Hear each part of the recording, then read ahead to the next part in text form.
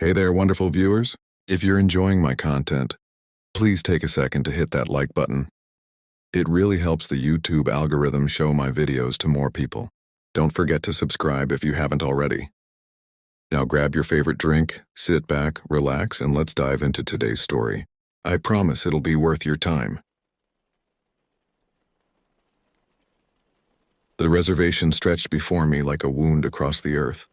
Miles of cracked soil and weathered rock extended to the horizon, broken only by the occasional twisted mesquite tree or rusted trailer home. I'd been assigned here 3 weeks ago, fresh out of training, eager to prove myself. Now standing beside Elder Ramirez at the edge of town, I wondered if I'd made a terrible mistake. Ramirez was 32, ancient by missionary standards, with deep-set eyes that never seemed to rest. He'd been here 5 months already, longer than most companions lasted in this desolate corner of Arizona. When I asked why his previous companion had transferred early, he just shook his head. Personal reasons, he'd said, but the way his jaw tightened told a different story. Our apartment sat on the outskirts of the reservation, a squat brick building that looked like it had been fighting a losing battle against the desert for decades. Paint peeled from the walls in long strips, and the windows were reinforced with iron bars that Ramirez insisted were for security, though I noticed how his fingers traced their edges nervously whenever we entered. The first few days passed in a blur of introductions and rejections. The people here were polite but distant, their faces weathered by sun and hardship. Many spoke only broken English, and my fumbling attempts at their language earned me patient smiles that never quite reached their eyes. It was during our 4th night that Ramirez laid out the rules. "Never stay out past sundown," he said, checking the locks on our door for the 3rd time. "No shortcuts through the back roads. If you feel something's wrong, we leave immediately." "Feels a bit dramatic," I said, trying to lighten the mood. He turned to me then, and the look in his eyes made my smile falter. My last companion thought so too. He lasted 6 weeks before he requested an emergency transfer. Wouldn't say why. Just packed his things in the middle of the night and left. I wanted to press further, but something in his expression warned me off. That night I lay awake listening to the desert wind howl through the gaps in our windows, wondering what could make a grown man flee in darkness. The reservation had its own rhythm, I discovered. Morning brought the elderly women to their porches, where they'd sit weaving baskets and watching us with knowing eyes. Afternoons were for the workers returning from the uranium mines, their clothes stained with red dust that never seemed to wash out completely. And evenings. Evenings belonged to something else entirely. 2 weeks into my assignment, we had to drive to Superior for supplies. The journey took us through 60 miles of empty highway, past abandoned gas stations and the skeletal remains of old mining equipment. Ramirez insisted we leave early enough to return before dark. But our shopping had taken longer than expected. Now, as the sun bled crimson across the horizon, we were still 20 miles from home. "We should have left earlier," Ramirez muttered, his hands tight on the steering wheel. "We'll make it," I assured him, though the deepening shadows made me less certain with each passing mile. The desert transformed at dusk. What had been merely desolate in daylight became alien and hostile. Joshua trees twisted into grotesque shapes, their spiny arms reaching toward our truck like grasping fingers. The headlights carved a narrow tunnel through the darkness, beyond which anything could be lurking. I was about to suggest we call the district leader, let him know we'd be late when Ramirez slammed the brakes. The truck's tires screamed against asphalt as we skidded to a stop. My seatbelt cut into my chest and I braced against the dashboard.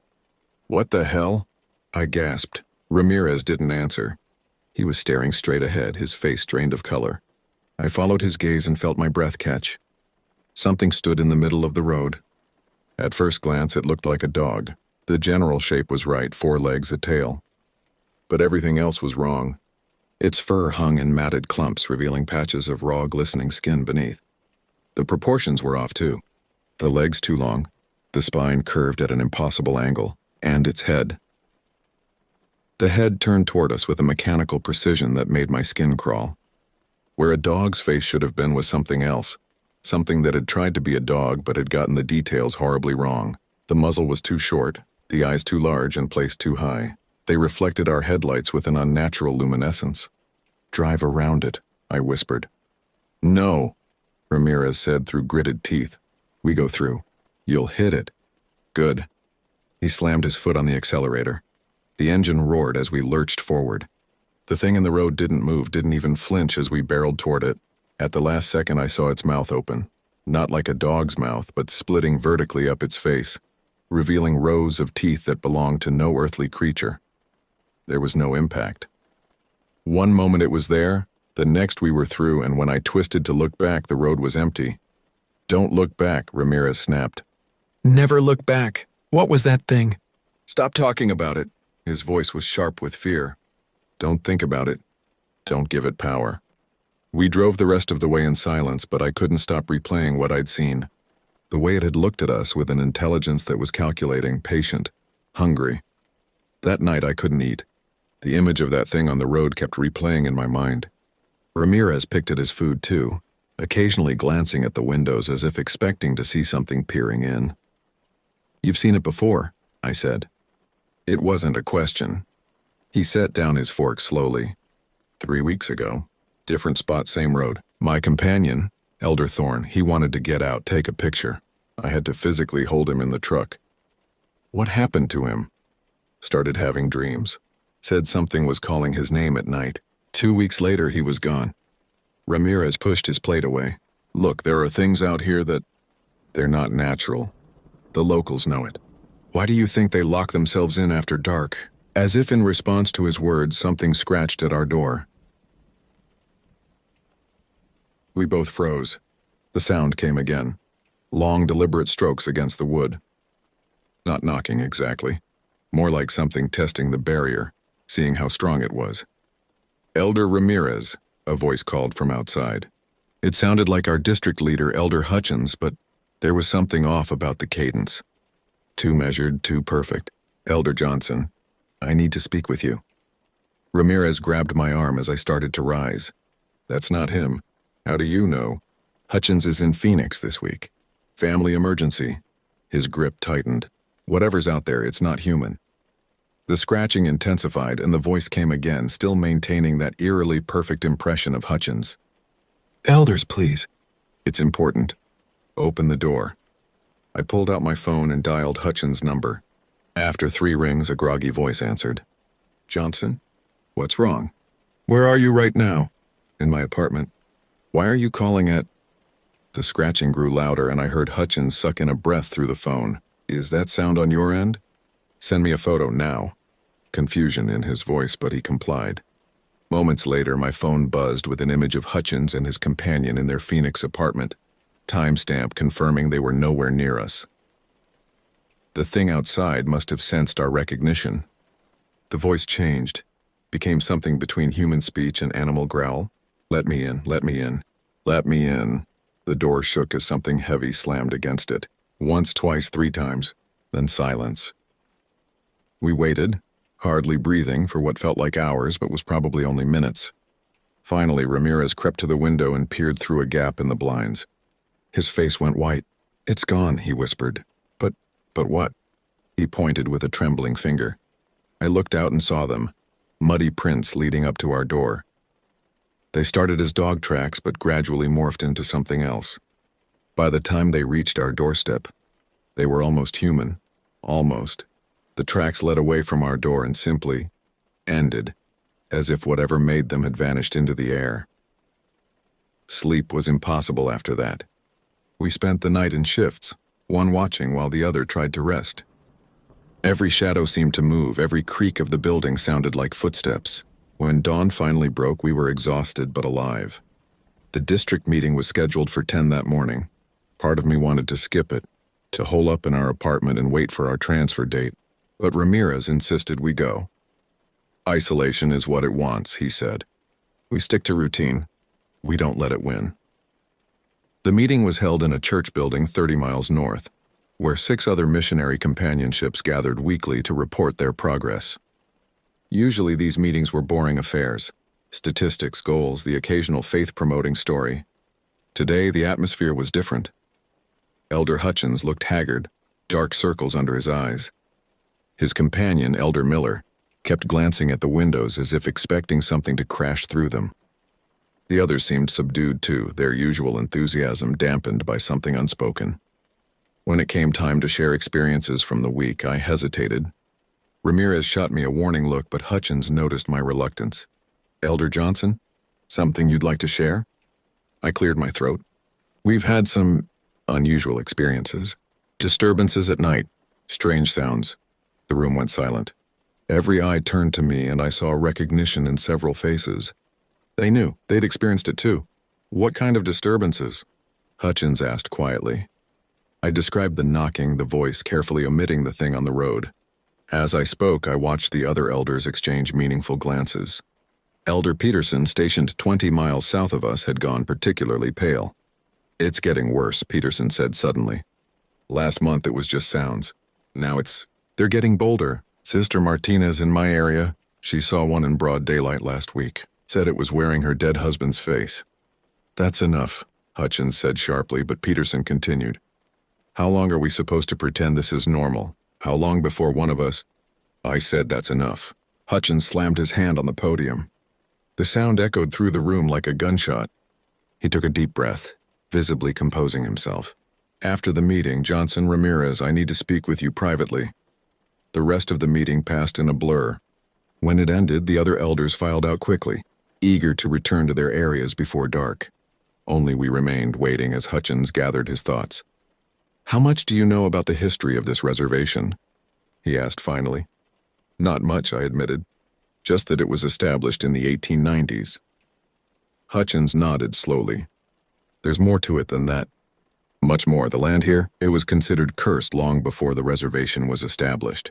The indigenous people who lived here originally, they had stories, warnings, about things that wore the skins of animals and men.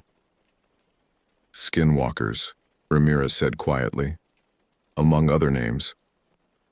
Hutchins pulled out a worn notebook, pages filled with cramped handwriting. I've been keeping records. Every incident, every sighting. The pattern is escalating. He showed us entries dating back 2 years. Missionaries reporting strange animals, voices in the night, figures that shouldn't exist. Several entries ended abruptly, marked only with transferred or medical leave. Why hasn't the mission president done anything? I asked. What would you have him do? Tell the church leadership that we're being hunted by Native American demons? Hutchins laughed bitterly. They'd shut down the mission and have us all in therapy within a week. So what do? We survive. We follow the rules, and we pray that nothing worse happens. But I could see in his eyes that he didn't believe his own words. Whatever was happening here, it was beyond our understanding, beyond our ability to control. We were walking a tightrope over an abyss, and something in the darkness was waiting for us to fall. The next 3 days passed without major incident, but the tension never left. We went through the motions of our missionary work, but our hearts weren't in it. How could we preach about faith and protection when we barricaded ourselves indoors each night like prisoners? It was a Tuesday when things escalated beyond recognition. We'd spent the day in the small community of Cedar Ridge, teaching an elderly woman named Maria Santos. She'd served us pozole and listened politely to our message, but I noticed how she kept glancing at the window, how her hands trembled when she poured our water. As we prepared to leave, she grabbed my arm with surprising strength. You should not be here after dark, she whispered in broken English. They know you now. They smell your fear. Who knows us? I asked, but she just shook her head and pushed us toward the door. We were driving back, still an hour from home, when the truck's engine began to sputter. Ramirez pumped the gas pedal, but the vehicle continued to slow. No, he muttered, pulling to the side of the road as the engine died completely. The silence that followed was absolute. No insects, no wind, nothing. The desert held its breath, waiting. We need to call someone, I said, reaching for my phone. No signal. Of course. Ramirez tried the ignition again. Nothing. The sun was already low on the horizon, painting the desert in shades of blood and shadow. We walk, he said, grabbing our emergency bag from behind the seat. It's 15 miles to town. Then we better start moving. We'd made it maybe half a mile when we heard it, a sound like laughter, but wrong. It came from everywhere and nowhere, echoing off the rocks in ways that defied physics. My skin erupted in goosebumps. Keep walking, Ramirez said, but I could hear the fear in his voice. The laughter came again, closer now. And then we saw them. They emerged from behind rocks and scraggly bushes, moving with a fluidity that made my stomach turn.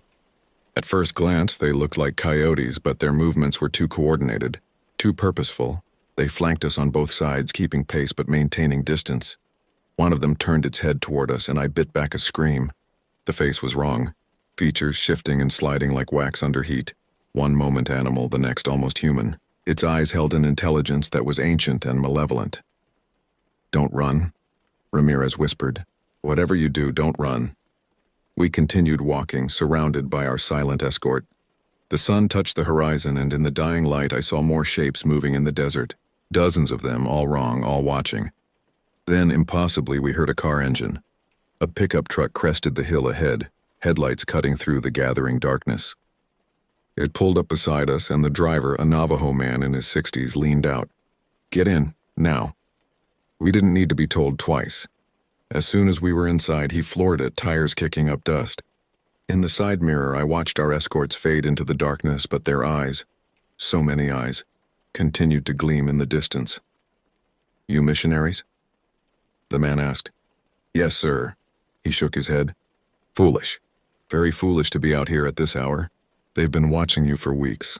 "Who are they?" I asked, though I dreaded the answer. "Not they," he corrected. "Hey, what you saw was one entity wearing many skins.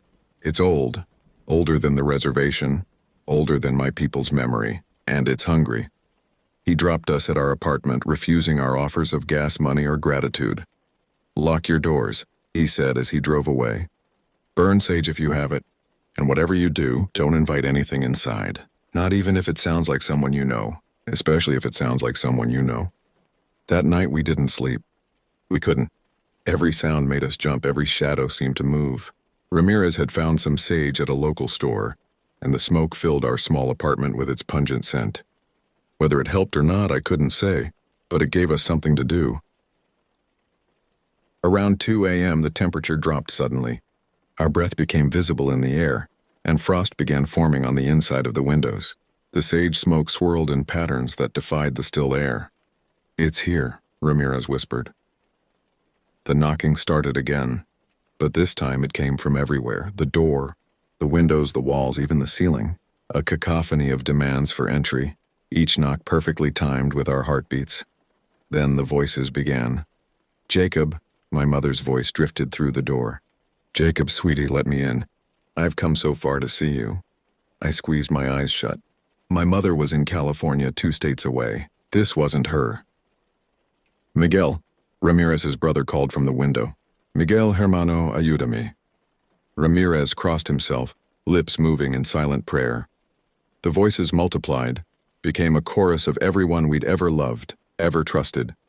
Parents, siblings, friends, past companions, all begging for entry, all wrong in subtle ways. The desperation in their tones increased, becoming angry, threatening. "You can't hide forever," my father's voice snarled. "We know where you live. We know where your families live." Something slammed against the door so hard the frame cracked. Another impact and splinters flew. Whatever was outside had given up on deception. I grabbed the largest knife from our kitchen drawer, knowing it was useless but needing something in my hands. Ramirez clutched his scriptures, reciting passages from memory. The door burst open. What entered wasn't human, wasn't animal, wasn't anything that should exist. It flowed like liquid shadow, constantly shifting between forms. Now a massive wolf, now a twisted human shape, now something with too many limbs and eyes in all the wrong places. The sage smoke recoiled from it, and the temperature dropped even further. It spoke with 1,000 voices, all overlapping. "You looked. You saw. You're mine now." I understood then. That thing on the road, when I'd stared at it, when I'd made eye contact, I created a connection. Given it permission to hunt us. The creature lunged forward and time seemed to slow. I raised the knife, knowing it was futile. Ramirez stepped in front of me, holding his scriptures like a shield. And then, impossibly, it stopped. Light erupted from somewhere, not electric light, but something pure and warm. The creature recoiled, its many forms writhing in apparent agony. Through the broken doorway I saw him, the old Navajo man who'd rescued us on the road. He stood there with something in his hands, something that blazed with that impossible light. The creature fled, dissolving into shadow and racing through the door. The man stepped inside, and I saw what he carried, a bundle of items wrapped in white deerskin, adorned with turquoise and eagle feathers. "This won't hold it forever," he said calmly, as if interdimensional horrors were an everyday occurrence, "but it will give you time." "Time for what?" I gasped. "To leave tonight.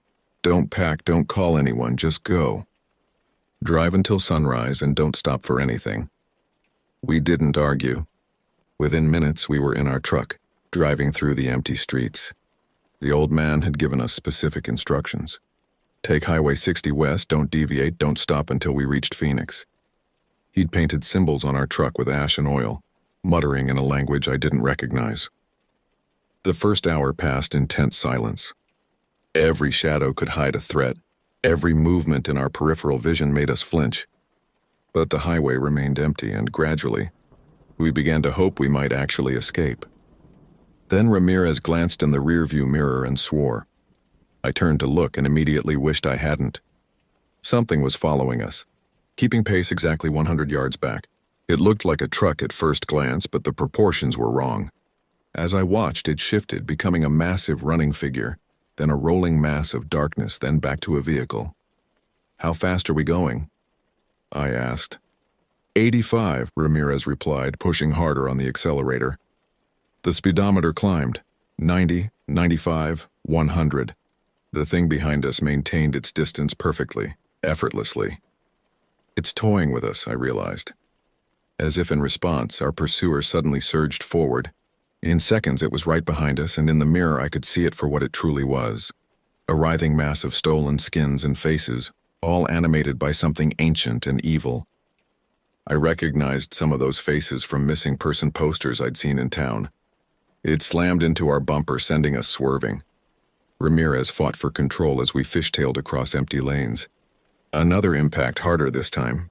The truck's engine coughed. "No, not now." But our speed was dropping, 80, 70, 60. The thing pulled alongside us.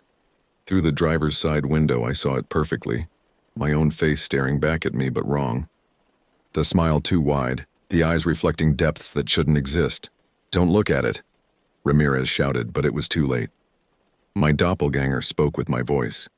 "You can't run from yourself. Jacob, I'm already inside you, growing soon. You'll shed that weak skin and become something beautiful."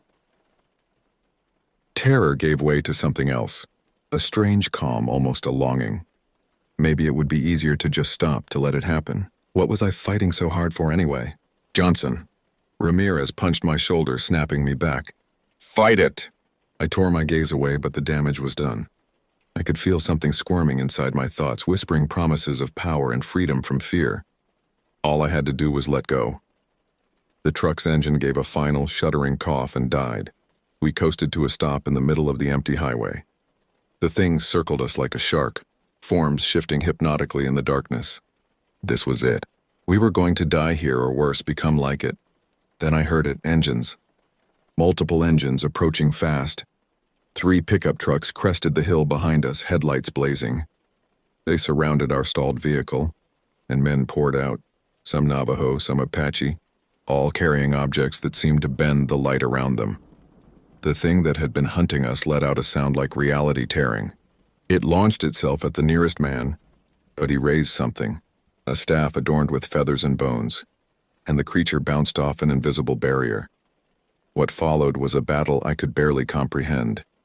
The men chanted in their native tongues while the entity raged and shifted, trying every form imaginable to break through their defenses.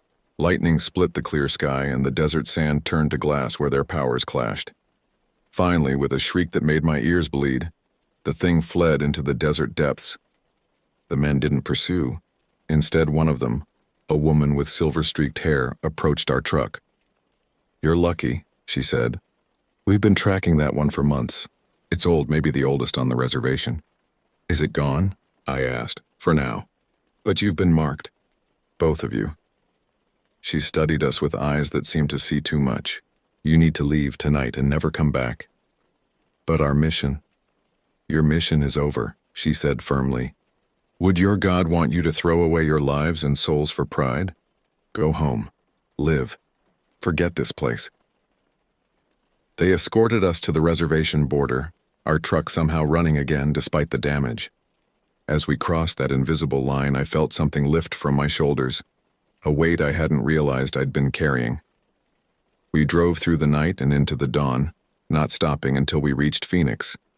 Only then did we call our mission president, reporting a medical emergency that required immediate transfer. He didn't ask questions. I think he knew. 6 months have passed since that night.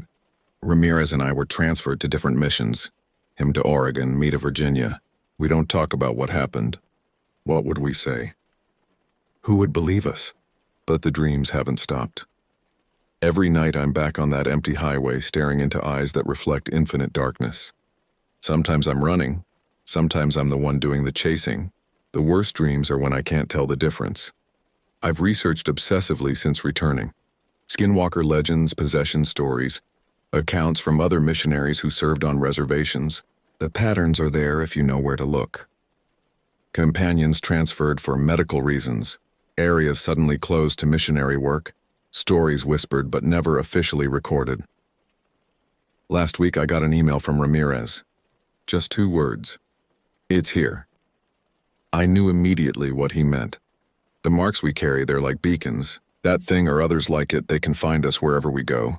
The protection of leaving the reservation only goes so far. I've started seeing signs here too. Animals that watch too intently. Shadows that move against the light. Voices calling my name when I'm alone. Yesterday, I was teaching a family about faith when their dog started growling at empty air. The temperature dropped 20 degrees in seconds, and in the frost forming on the window, I saw a face I recognized, my own, but wearing that too wide smile. The family couldn't see it. Only I could. Only I can. I've bought sage, learned protection prayers in languages I don't speak, surrounded myself with symbols from a dozen different traditions. But deep down, I know it's just delay tactics. That thing in the desert, it's patient. It has all the time in the world. Sometimes late at night, I catch myself wondering if it would be easier to just give in.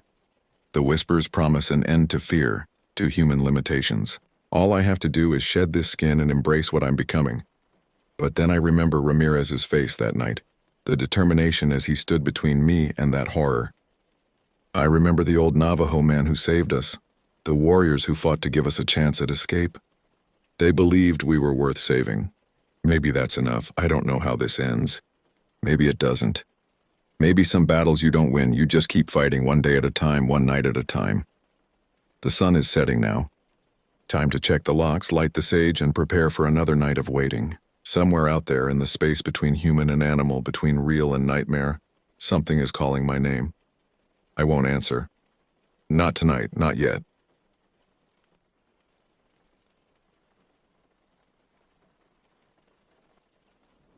The gravel road crunched under our boots as Jake and I made our way deeper into the misty forest. Rays of morning sunlight filtered through the dense evergreen canopy overhead.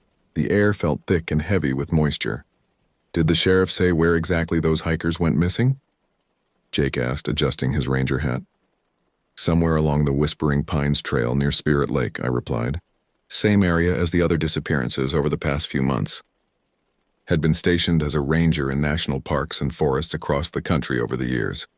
From the lush, temperate rainforests of Olympic National Park in Washington, to the rugged shores of Lake Superior in Michigan's Upper Peninsula, to the rolling Appalachian Mountains of western North Carolina. But in all my time, I had never experienced anything like the disturbing incidents that plagued this remote wilderness. It started with odd reports from hikers and campers, glimpses of shadowy figures darting between the trees, strange noises echoing through the night, belongings that went missing from tents. We chalked it up to black bears or transients at first, but then people began to disappear without a trace. Seasoned outdoorsmen and women who knew these woods like the back of their hand vanished, as if the forest itself had swallowed them whole, leaving no signs of a struggle, just empty campsites and abandoned gear. Jake and I continued hiking in silence for a while, immersed in our own thoughts. We had grown accustomed to the tranquil solitude of the backcountry, but today the stillness felt different. ominous like an invisible, malevolent presence watching us from the shadows. As we rounded a bend in the trail, I suddenly spotted an old Native American man sitting on a fallen log, as if waiting for us. Long silver hair framed his weathered face. He wore a fringed buckskin jacket and held a wooden walking stick across his lap. Jake shot me a quizzical look and shrugged. We approached the man cautiously. "Morning," I called out. "Are you all right, sir? What brings you way out here?" The old man lifted his head slowly and fixed me with a penetrating stare. When he finally spoke, his voice was deep and hollow like wind through bare branches. "Leave this place now, while you still can." He stood up stiffly, using his staff for support. The Wendigo walks again, and it hungers. A chill rippled down my spine at his words. I had heard the old Algonquin legend before.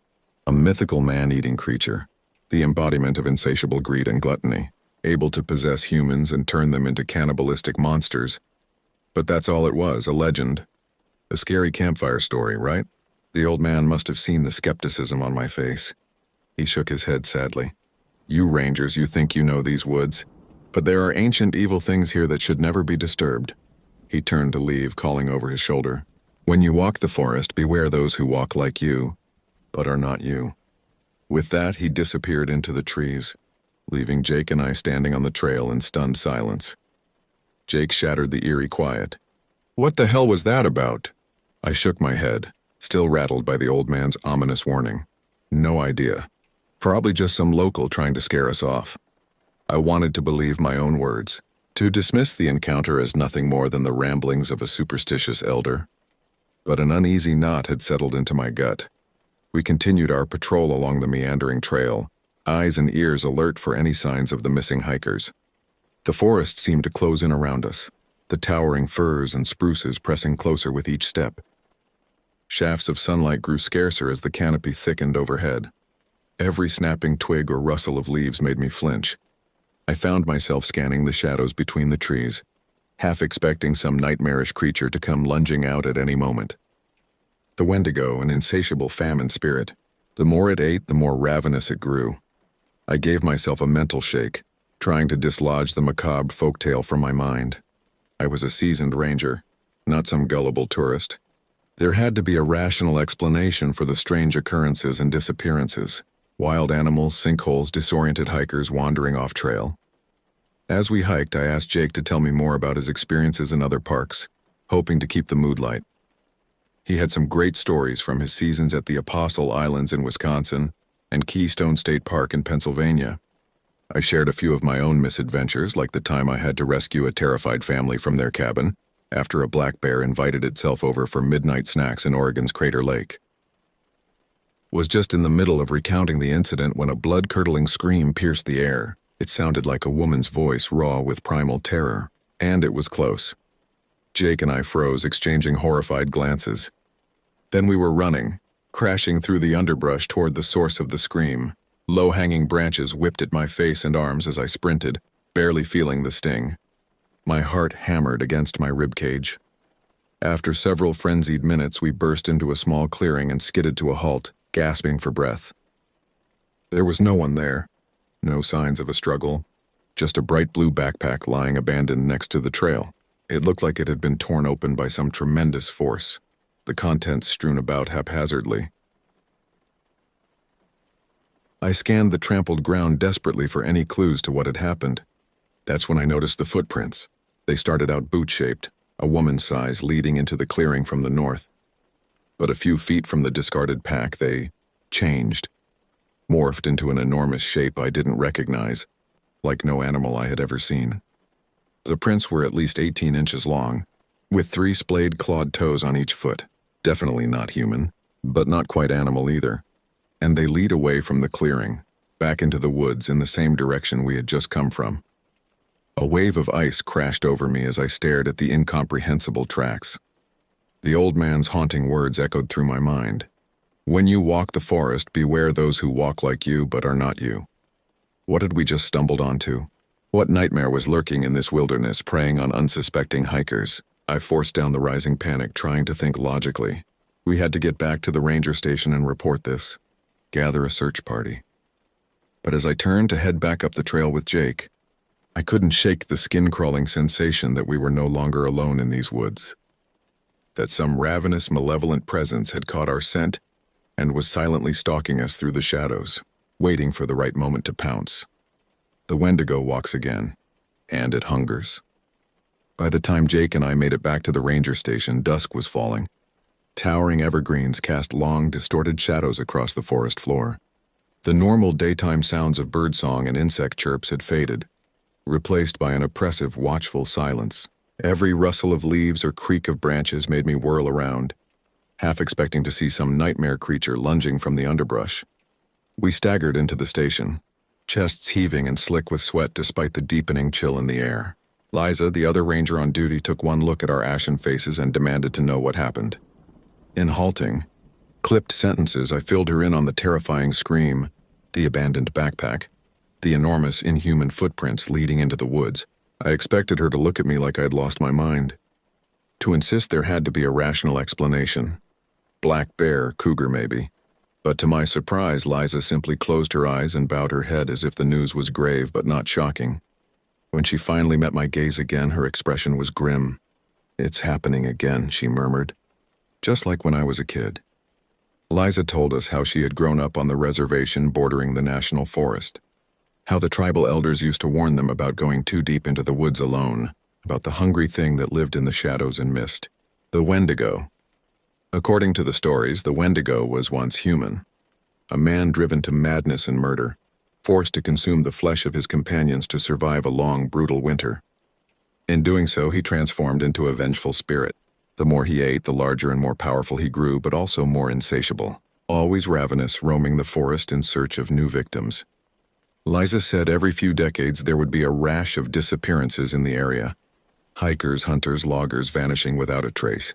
The authorities always chalked it up to bear attacks or people getting lost. But the elders knew. They could feel the Wendigo's malevolent presence stalking the woods during those times, like a predator catching the scent of blood on the wind. I didn't want to believe it. The logical part of my brain kept insisting there had to be another explanation for the disturbing signs we had found. But the visceral terror I had felt in those woods, the skin-crawling sensation of being watched by some nightmarish entity, was undeniable. We radioed the sheriff and reported the missing hiker. Within an hour, a search party had assembled. Grim-faced deputies, volunteer firefighters, search and rescue personnel. Liza, Jake, and I led them back to the spot where we had found the abandoned backpack. But as we retraced our steps through the darkening forest, a sense of dread settled over me like a shroud. I couldn't shake the feeling that we were being led into a trap, that the Wendigo was out there watching us from the shadows, toying with us. We scoured the woods for hours, calling out the missing woman's name until our voices went hoarse.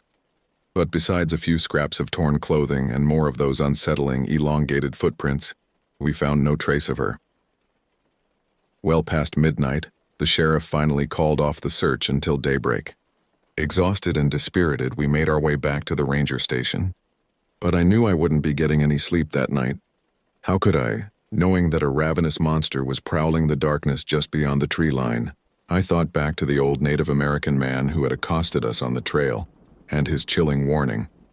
At the time, I had dismissed him as a superstitious kook. But now I was beginning to wonder if the folk tales he spoke of held more truth than I ever could have imagined. The Wendigo walks again, and it hungers. How many more would fall victim to its insatiable greed before this nightmare was over? The next morning dawned cold and gray, mist curling through the trees like spectral fingers. I felt like I had aged a decade over the last 24 hours, my body leaden with exhaustion and my nerves scraped raw. Jake, Liza and I gathered back at the ranger station, steeling ourselves for another brutal day of searching. The mood was somber, a sense of grim resignation hanging over us. We all knew that with each passing hour, the chances of finding the missing hiker alive grew slimmer. I pulled up a map of the national forest on the computer, trying to plot out our strategy. But as I studied the screen, a chilling realization crept over me. All the disappearances had occurred within a rough 5-mile radius, and at the epicenter of that circle was an abandoned mine shaft, dating back to the early 1900s. An icy finger traced down my spine as I remembered another detail from the Wendigo legends Liza had shared. The creatures were said to lair underground in caves or mine shafts, hibernating for years or even decades between feeding frenzies, emerging to hunt only when their hunger grew too monstrous to ignore. I grabbed a red marker and circled the mine on the map, feeling like I was marking the lair of the Minotaur in some nightmarish labyrinth. "We need to search here today," I said grimly, tapping the map. "If there's any chance the missing hikers are still alive, this is where we'll find them." Jake blanched at my words but nodded in agreement.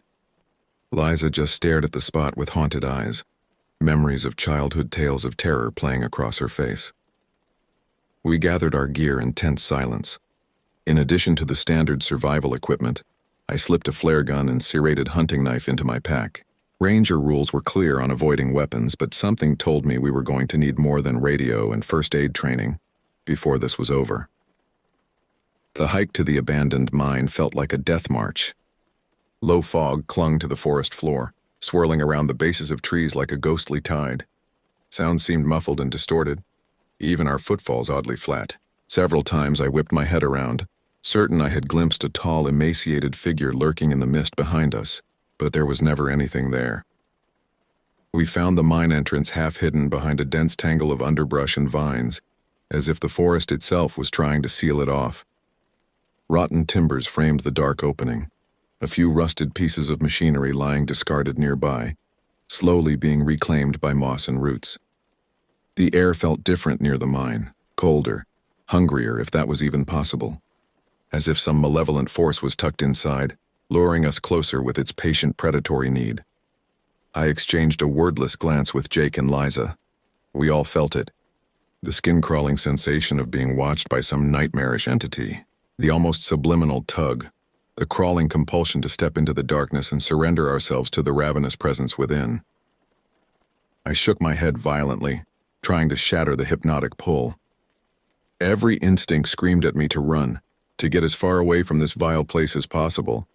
But if there was even a chance that the hikers were still alive, trapped in the Wendigo's lair, we had to go on.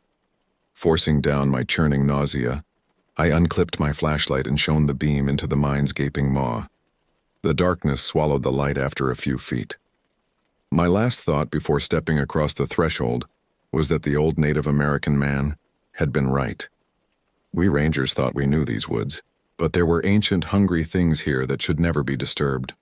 The Wendigo walks again, and we were entering its den. The air inside the mine was frigid and heavy with the musty stench of decay. It felt like stepping into a meat locker that had been sealed for a century. Our flashlight beams danced over crumbling rock walls, rotted support timbers, rusted chains and cables snaking across the floor like skeletal serpents.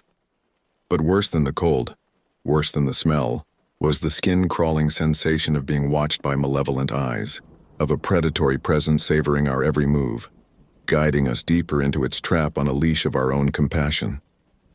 We moved slowly, sweeping the light over every crevice and shadow, looking for any signs of the missing hikers, or the Wendigo. I wasn't sure which I feared more.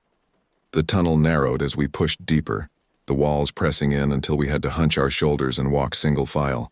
Our breathing sounded too loud, the scuff of boots against gravel thunderous.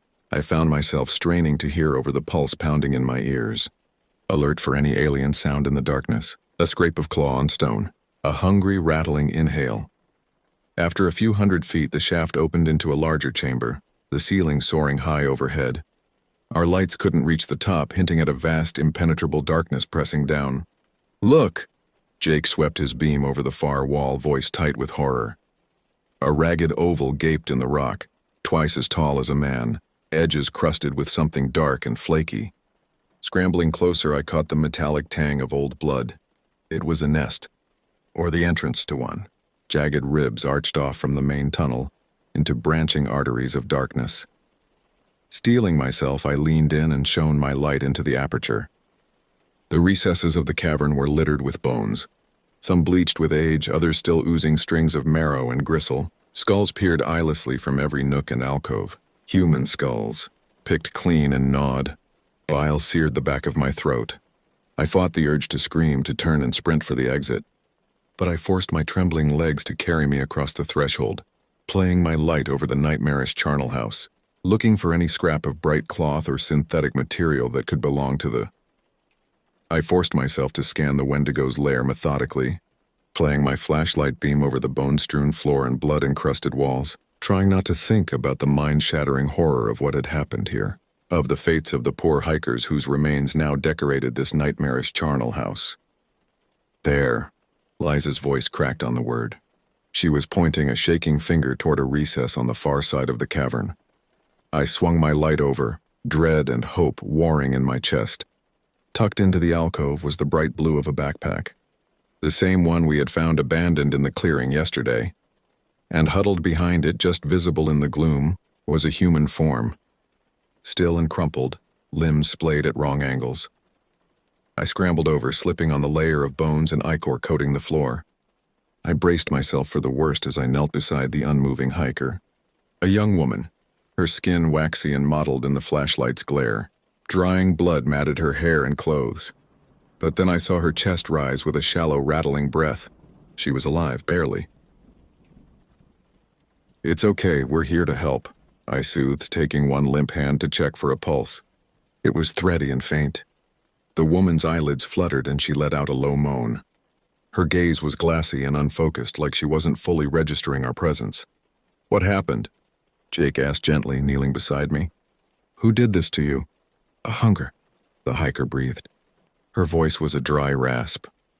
Liza passed me a water bottle and I held it to the woman's cracked lips. She took a sip and coughed weakly. "The hunger found me. In the woods."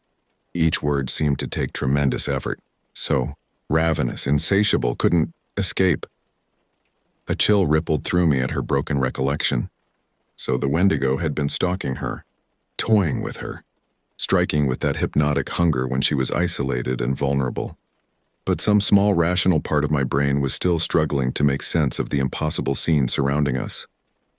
To fit the existence of such a horrific creature into my worldview. "What exactly attacked you?" I asked, hating myself for pressing her but needing to know. "A man? An animal? Can you describe it?" The hiker's eyes widened, her breath coming faster. "Not man, not animal. Something in between. Gaunt, emaciated, but strong. So strong." She shuddered, fresh tears cutting trails through the grime on her face. Teeth like knives, claws, sunken eyes that pull you in, drags you into its hunger, into its need.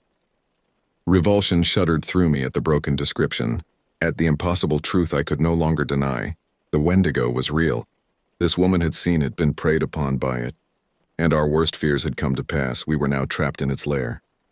Its hunting ground. I exchanged a horrified look with Jake and Liza. Saw my own building terror reflected back at me. The hiker's words had shattered any last illusions of safety, of control. We were locked in a concrete tomb with a nightmare-made flesh. A ravenous, predatory thing that wore a twisted mockery of a human face. We had to get out. Now. Before we joined the boneyard relics of the creature's previous victims. As carefully as I could, I gathered the injured woman into my arms. She weighed almost nothing, her body wasted and frail. Jake and Liza took up defensive positions on either side, flashlights probing the darkness. Step by painstaking step, we began to creep back toward the tunnel entrance. Every drip of water from the ceiling, every crunch of bone shards underfoot made me flinch. My heart hammered against my ribs hard enough to hurt, because I knew it was only a matter of time before the Wendigo caught our scent again.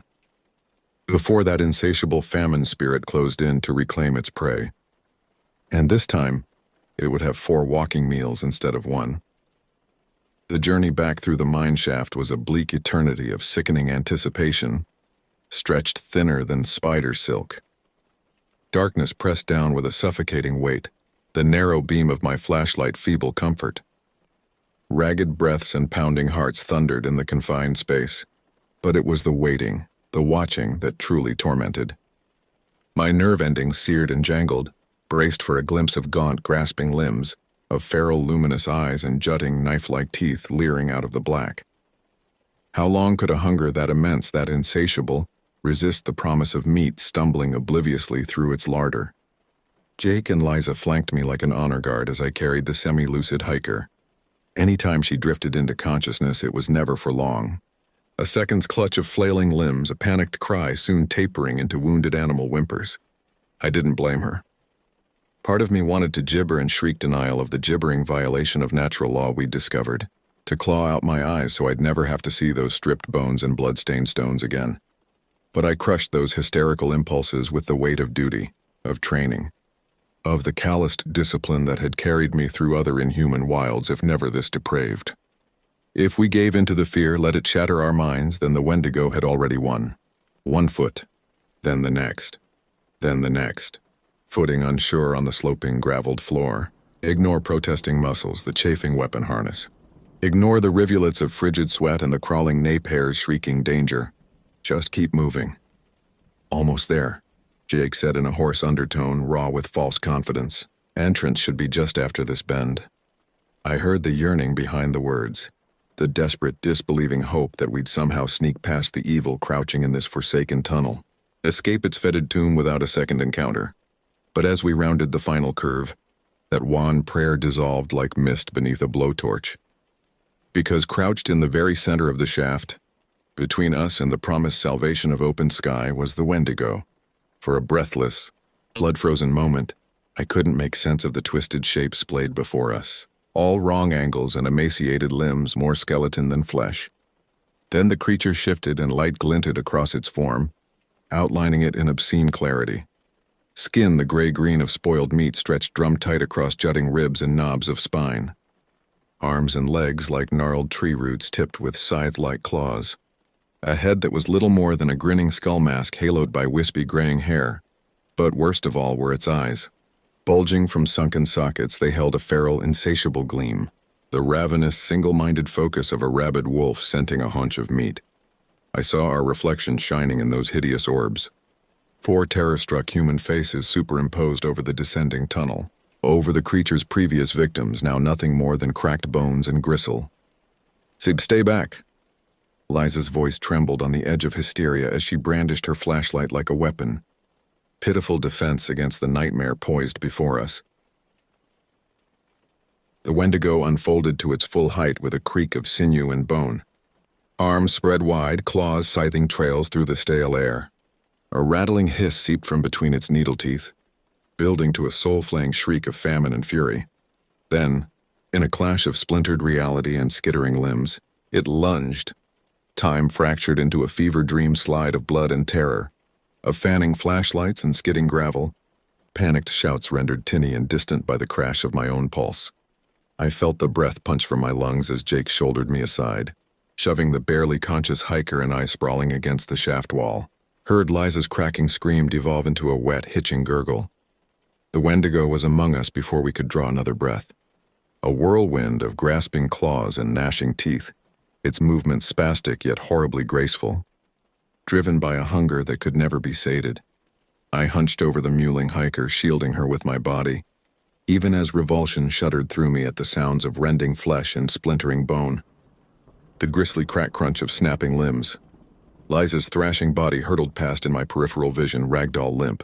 She struck the wall and crumpled, her neck twisted at a grotesque angle. The flashlight spun crazily, flickering across the writhing bulk of the Wendigo as it fell upon Jake. He screamed, a high animalistic sound that seared into my brain, then went abruptly, wetly silent. In the guttering strobe, I caught glimpses of the creature at its gory work, of flashing teeth and talons painting the walls in abstract splatters of crimson and bile. Glistening ropes of viscera unspooled into the darkness. The scent of fresh blood mingled with reek of decay, of centuries-old carnage now replenished with new meat. Nausea coiled around my windpipe, squeezed. My hands shook as I fumbled for the flare gun, the hiker keening beneath me. Tears and snot slicked my face, blurred my vision. With numb fingers, I managed to yank the launcher clear of my belt, wrenched the barrel skyward as the Wendigo reared up from Jake's twitching remains, grinning death's head haloed in hellish light. Those hungry, inhuman eyes found me cowering against the wall, widened in malicious, triumphant glee. I saw my own insignificance reflected in that gaze, the futility of thinking I could challenge a timeless evil that had stalked these woods for generations, an insatiable presence too vicious, too primal to be stopped by mortal hands. The Wendigo gathered itself to spring, fanged maw yawning impossibly wide. Clotted gobbets of my friend's flesh clung to its jutting teeth. With a sob, I squeezed the flare gun's trigger, let the searing magnesium brilliance scorch away the advancing horror of the creature's twisted visage. The flare impacted the Wendigo square in its emaciated chest with a mighty whoomp of igniting chemicals. Acrid smoke belched from the wound, chased by tongues of crimson fire. An ungodly shriek rent the air, agony and rage entwined. The Wendigo reeled back, skeletal limbs pinwheeling, tattered skin crisping and curling like burning paper. Hope surged through me, dizzying. Had the mystical fire actually hurt the creature, driven it back? But as the flare sputtered out, I saw the Wendigo still standing, still advancing with implacable lurching strides. Charred flesh sloughed from its torso, revealing glistening sinew and yellowed rib bones beneath. The wound sealed over with liquid grace, leaving only a few wisps of smoke behind. Despair crashed over me, heavy as a gravestone. What chance did we really have against a thing that healed from magnesium burns in seconds? A ravenous spirit that had preyed on human flesh for centuries. The Wendigo loomed over me, its fetid breath hot on my face. I clutched the whimpering, semi-conscious hiker, squeezing my eyes shut, preparing for the first slash of talon and fang, but the killing blow never fell. A blinding explosion of light and heat washed across my huddled form. Sulphurous wind shrieked down the tunnel, whipping my hair into a frenzy. I squinted into the maelstrom, barely able to make out the Wendigo silhouetted against the tunnel entrance. Bony arms upraised against the gale, its cadaverous profile eaten away by brilliant, searing luminance. The smell of gasoline cut through the reek of gore and decay. Orange tongues of flame danced at the edges of the unnatural radiance, consuming rotted support timbers and fungi-fuzzed mining equipment. Someone had lit the whole damn shaft entrance on fire. A second blazing projectile arced out of the inferno, trailing a comet tail of flame. Napalm pounded into the Wendigo's chest, clinging and burning with chemical fury. The creature spasmed and howled, immolating flesh sloughing from its bones. Oily black smoke billowed up as the monster crumbled like a paper doll in a furnace. Over the crackle and roar of the fire, I heard a strong baritone chanting. The Algonquin words thrummed with ancient power, each syllable a tolling bell. At the tunnel mouth, wreathed in smoke and flame, stood the old native man from the trail.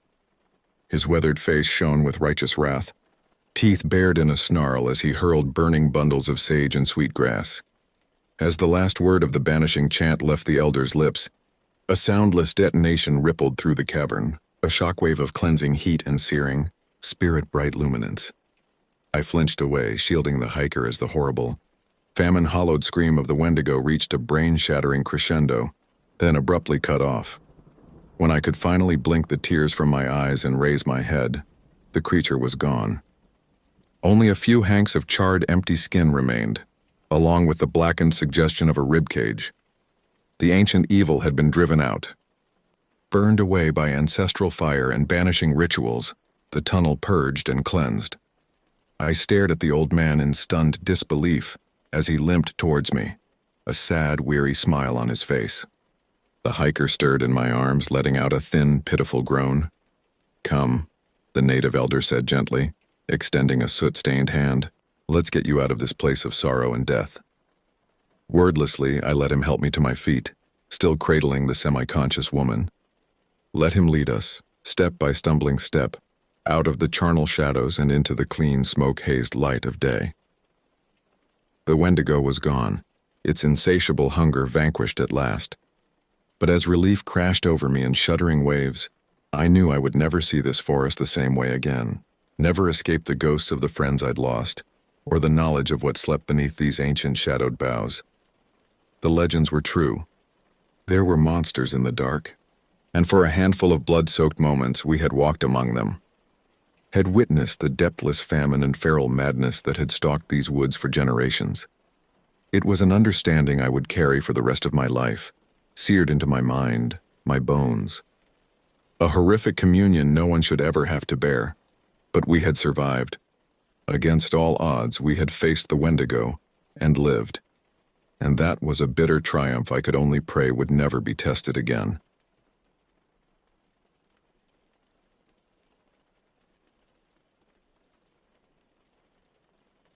I never planned to become a serious hiker. Growing up in suburban Connecticut, the closest I got to nature was our meticulously maintained backyard and the occasional school field trip to local parks. But everything changed during my sophomore year of college when my roommate Dave convinced me to join the university's hiking club. "Come on, Mark," he'd said, tossing his worn Osprey backpack onto his bed. "You spend too much time in the computer lab. One weekend won't kill you." That first trip was to the Berkshires. Nothing too challenging, just a day hike up Mount Greylock.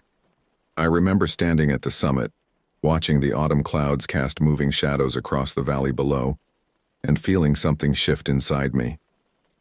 The world seemed bigger somehow, more real than the artificial environment of lecture halls and fluorescent-lit corridors. After graduation, while my classmates were pursuing careers in finance and tech, I took a job as an environmental consultant in Portland, Oregon. The position paid less than what my degree in environmental science could have commanded in the private sector, but it gave me something more valuable: proximity to some of the most beautiful hiking trails in the country. Over the next 5 years, I built a life around the outdoors. My weekends were spent exploring the Pacific Crest Trail, mapping out new routes through Mount Hood National Forest, or leading guided hikes for local conservation groups. That's how I met Sarah and Mike, a married couple who shared my passion for the backcountry. Sarah was a wildlife photographer, and Mike worked as a park ranger.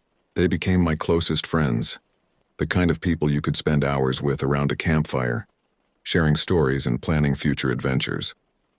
The trip that changed everything started as a simple idea during one of our regular Thursday night dinners at Sarah and Mike's place.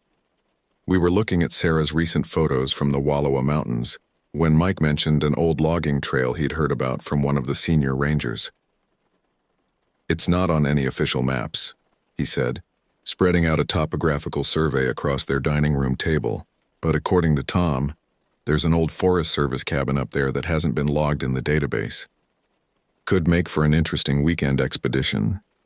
I leaned over the map, tracing the faint pencil line Mike had drawn. The trail branched off from a main hiking route about 15 miles into the wilderness, following what looked like an ancient riverbed before disappearing into an unmarked section of the forest.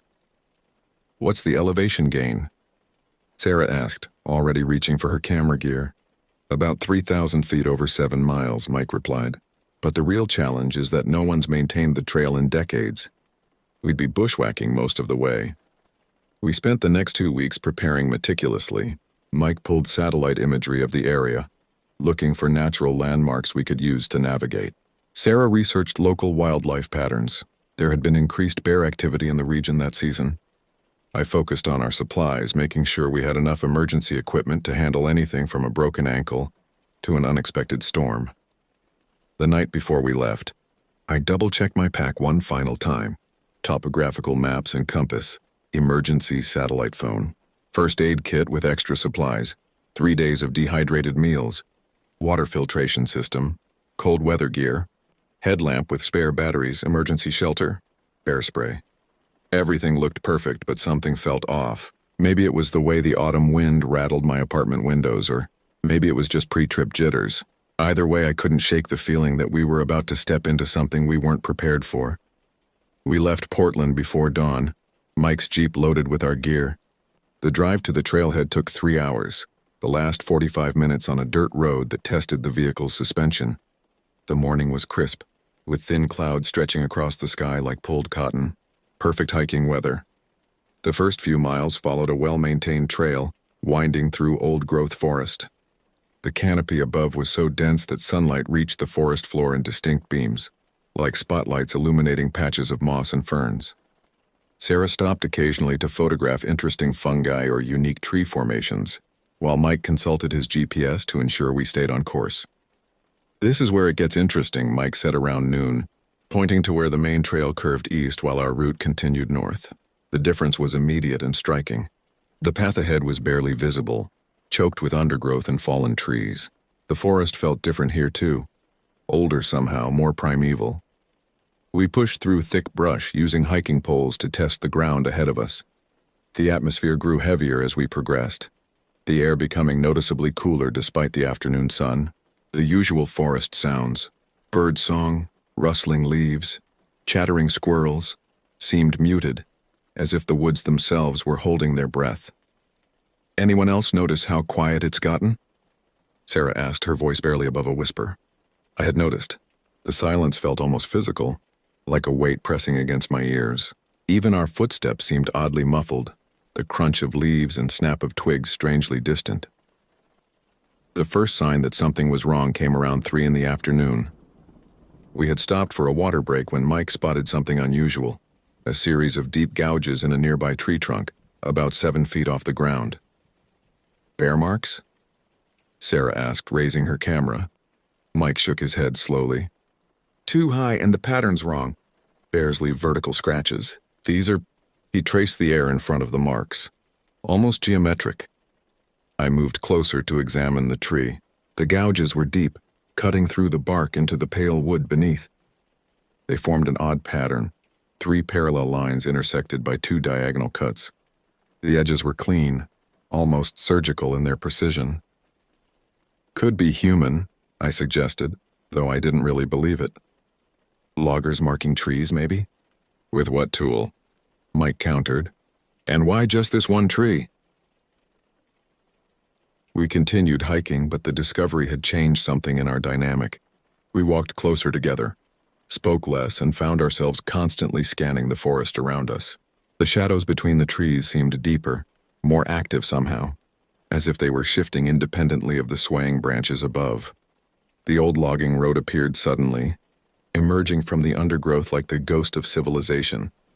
Decades of neglect had reduced it to little more than a slightly wider gap between the trees, but its straight lines were unmistakably human-made.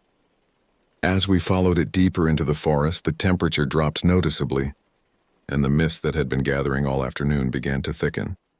That's when we found the first artifact, a rusted axe head, half buried in the soil. Mike dug it out carefully, turning it over in his hands. The metal was pitted with age, but there was something odd about its shape.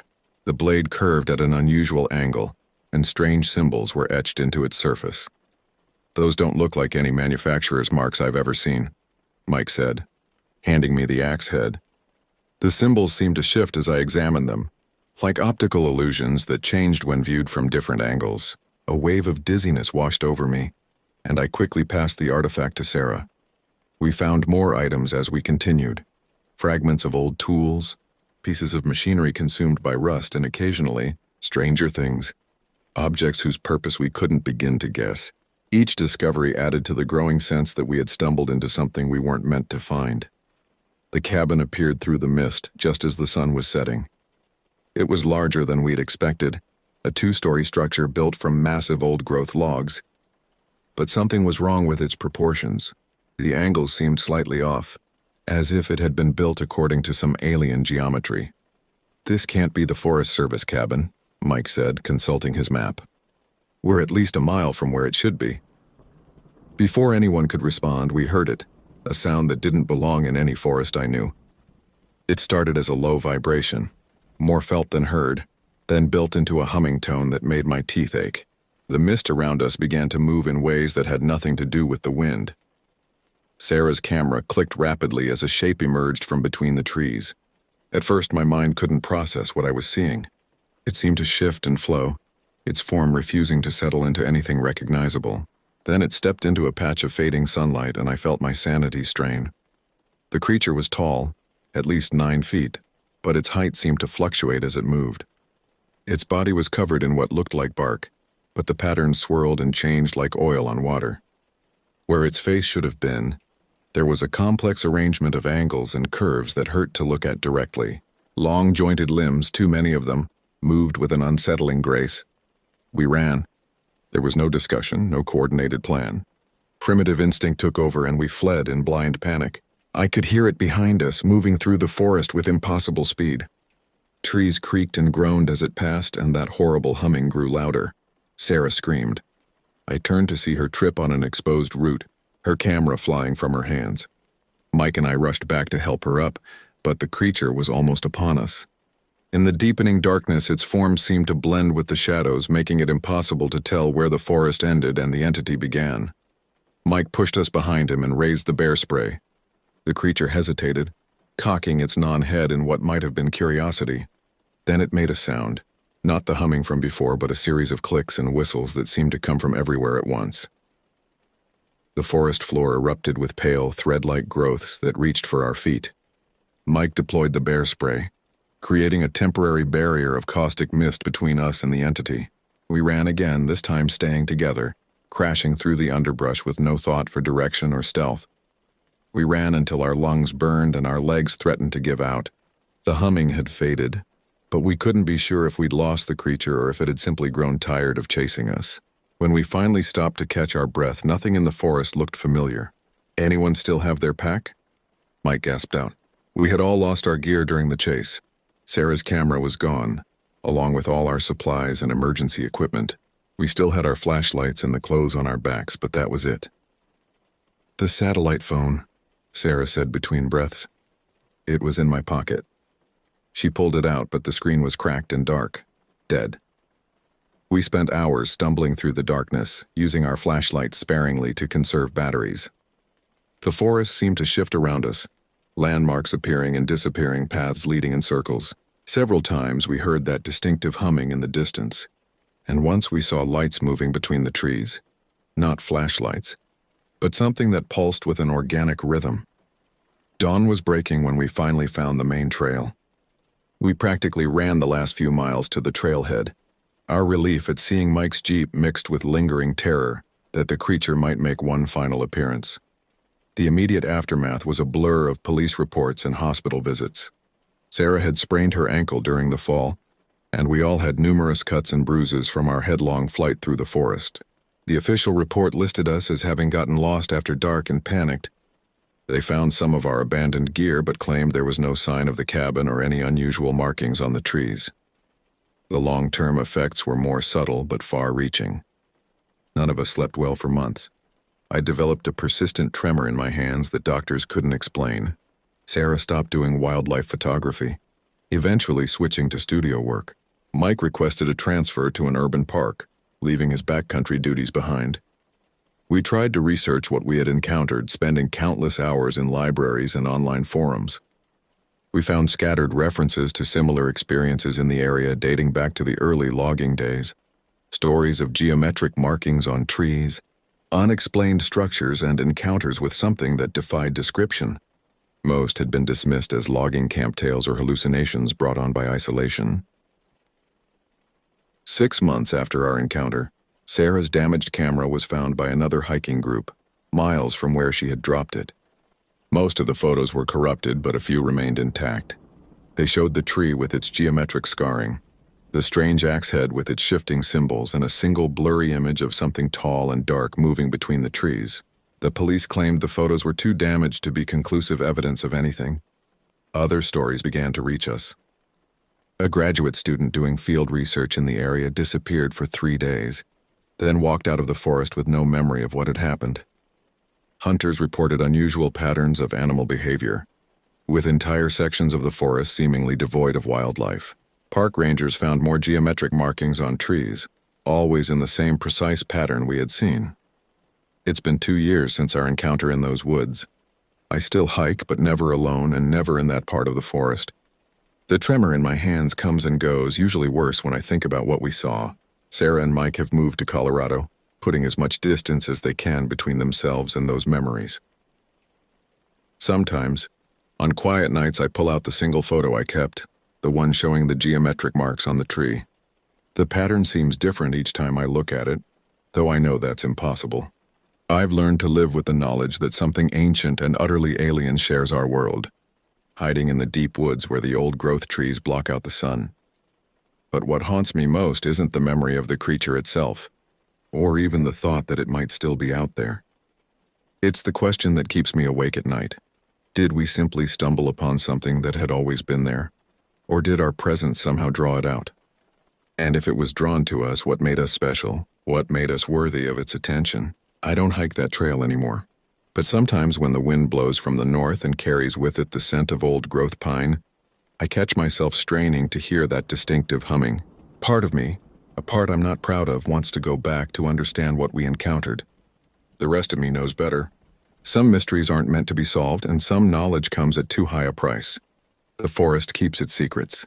And maybe, for our own sake, that's how it should stay.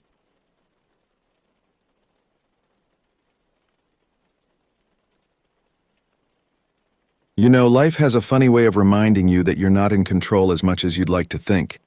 Just when I thought I had things all figured out, it decided to throw me a curveball.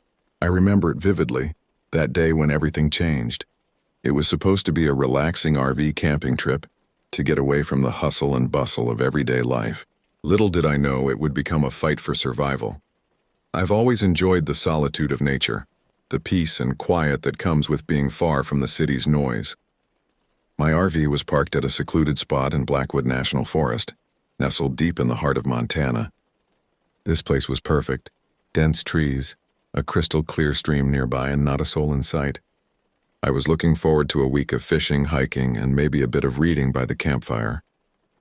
My name is Alex Morgan, and I'm a 35-year-old software developer from Seattle.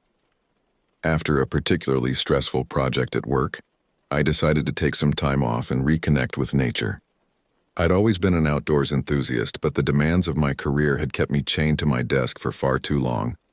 This trip was meant to be my reset button, a chance to clear my head and recharge my batteries. As I set up camp on that first day, I couldn't help but feel a sense of excitement mixed with trepidation. The forest around me was alive with the sounds of birds chirping and leaves rustling in the gentle breeze. The air was crisp and clean, filled with the scent of pine and earth. It was a stark contrast to the sterile environment of my office, and I found myself taking deep breaths, savoring the change. I spent the first couple of days settling into a rhythm. I'd wake up early, brew a pot of coffee on my portable stove, and watch the mist rise from the nearby stream as the sun peeked through the trees. Then I'd grab my fishing rod and try my luck in the clear waters, more often than not managing to catch something for dinner. In the afternoons, I'd explore the surrounding forest, taking care to mark my trail so I wouldn't get lost. The trees here were ancient, their gnarled trunks and sprawling canopies creating a cathedral-like atmosphere. I found myself speaking in hushed tones, as if afraid to disturb the sanctity of this place. As night fell, I'd return to my campsite, build a fire, and lose myself in the pages of a book I'd brought along, a collection of horror stories by H.P. Lovecraft. In retrospect, perhaps not the best choice for a solo camping trip in the wilderness, but I've always enjoyed a good scare. Little did I know that real horror was lurking just beyond the flickering light of my campfire. It was on the third day that things took a turn for the strange. I had spent the morning fishing and was making my way back to camp when I noticed something odd. A metallic glint caught my eye, coming from the underbrush across the stream. Curiosity piqued, I carefully made my way across the water, my boots slipping on the moss-covered rocks. Pushing through the dense foliage, I came upon an old, rusted metal box, half buried in the dirt. It looked like it had been there for years, the metal corroded and covered in a thick layer of grime. I pulled it out, feeling a mixture of excitement and apprehension. What could be inside? Lost treasure? Old mementos?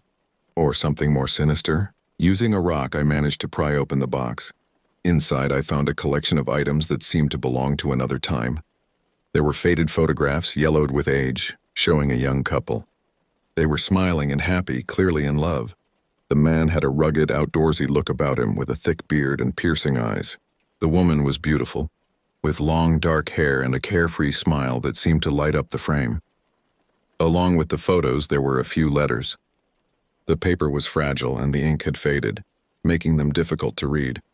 But from what I could make out, they were love letters, filled with passionate declarations and promises of eternal devotion. The handwriting was elegant, speaking of a time when penmanship was valued and taught with care. But it was the small leather-bound notebook that really caught my attention.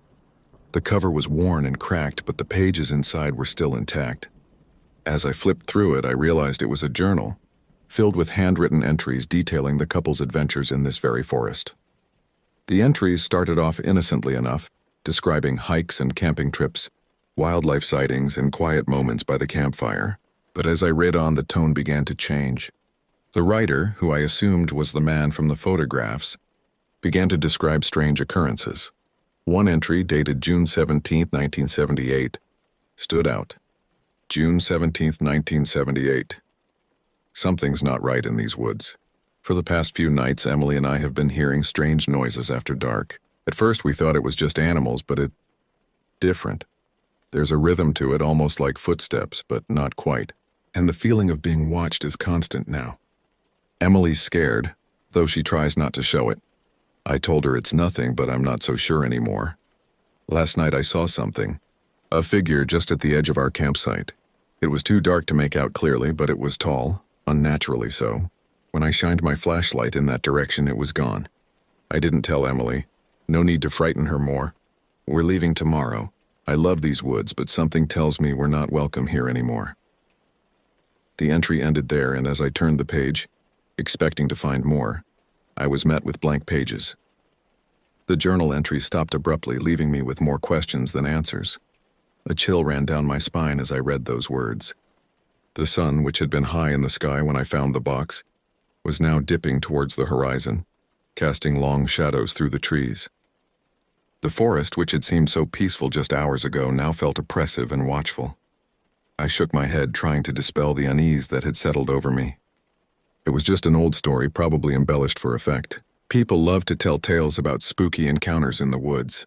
It didn't mean anything. Still, as I made my way back to my campsite, I couldn't shake the feeling that something had changed. The birds, which had been singing all day, were now eerily silent. The wind had picked up, rustling the leaves in a way that sounded almost like whispers. By the time I got back to my RV, darkness had fallen. I quickly built a fire, its warm light providing a small circle of comfort in the growing gloom. As I sat down to cook the fish I'd caught earlier, I found my eyes constantly darting to the tree line, searching for, what, a tall figure? A pair of watching eyes? I laughed nervously at myself. Get a grip, Alex, I muttered. It's just a story. You're letting your imagination run wild. But as the night deepened, the forest around me seemed to come alive with sounds.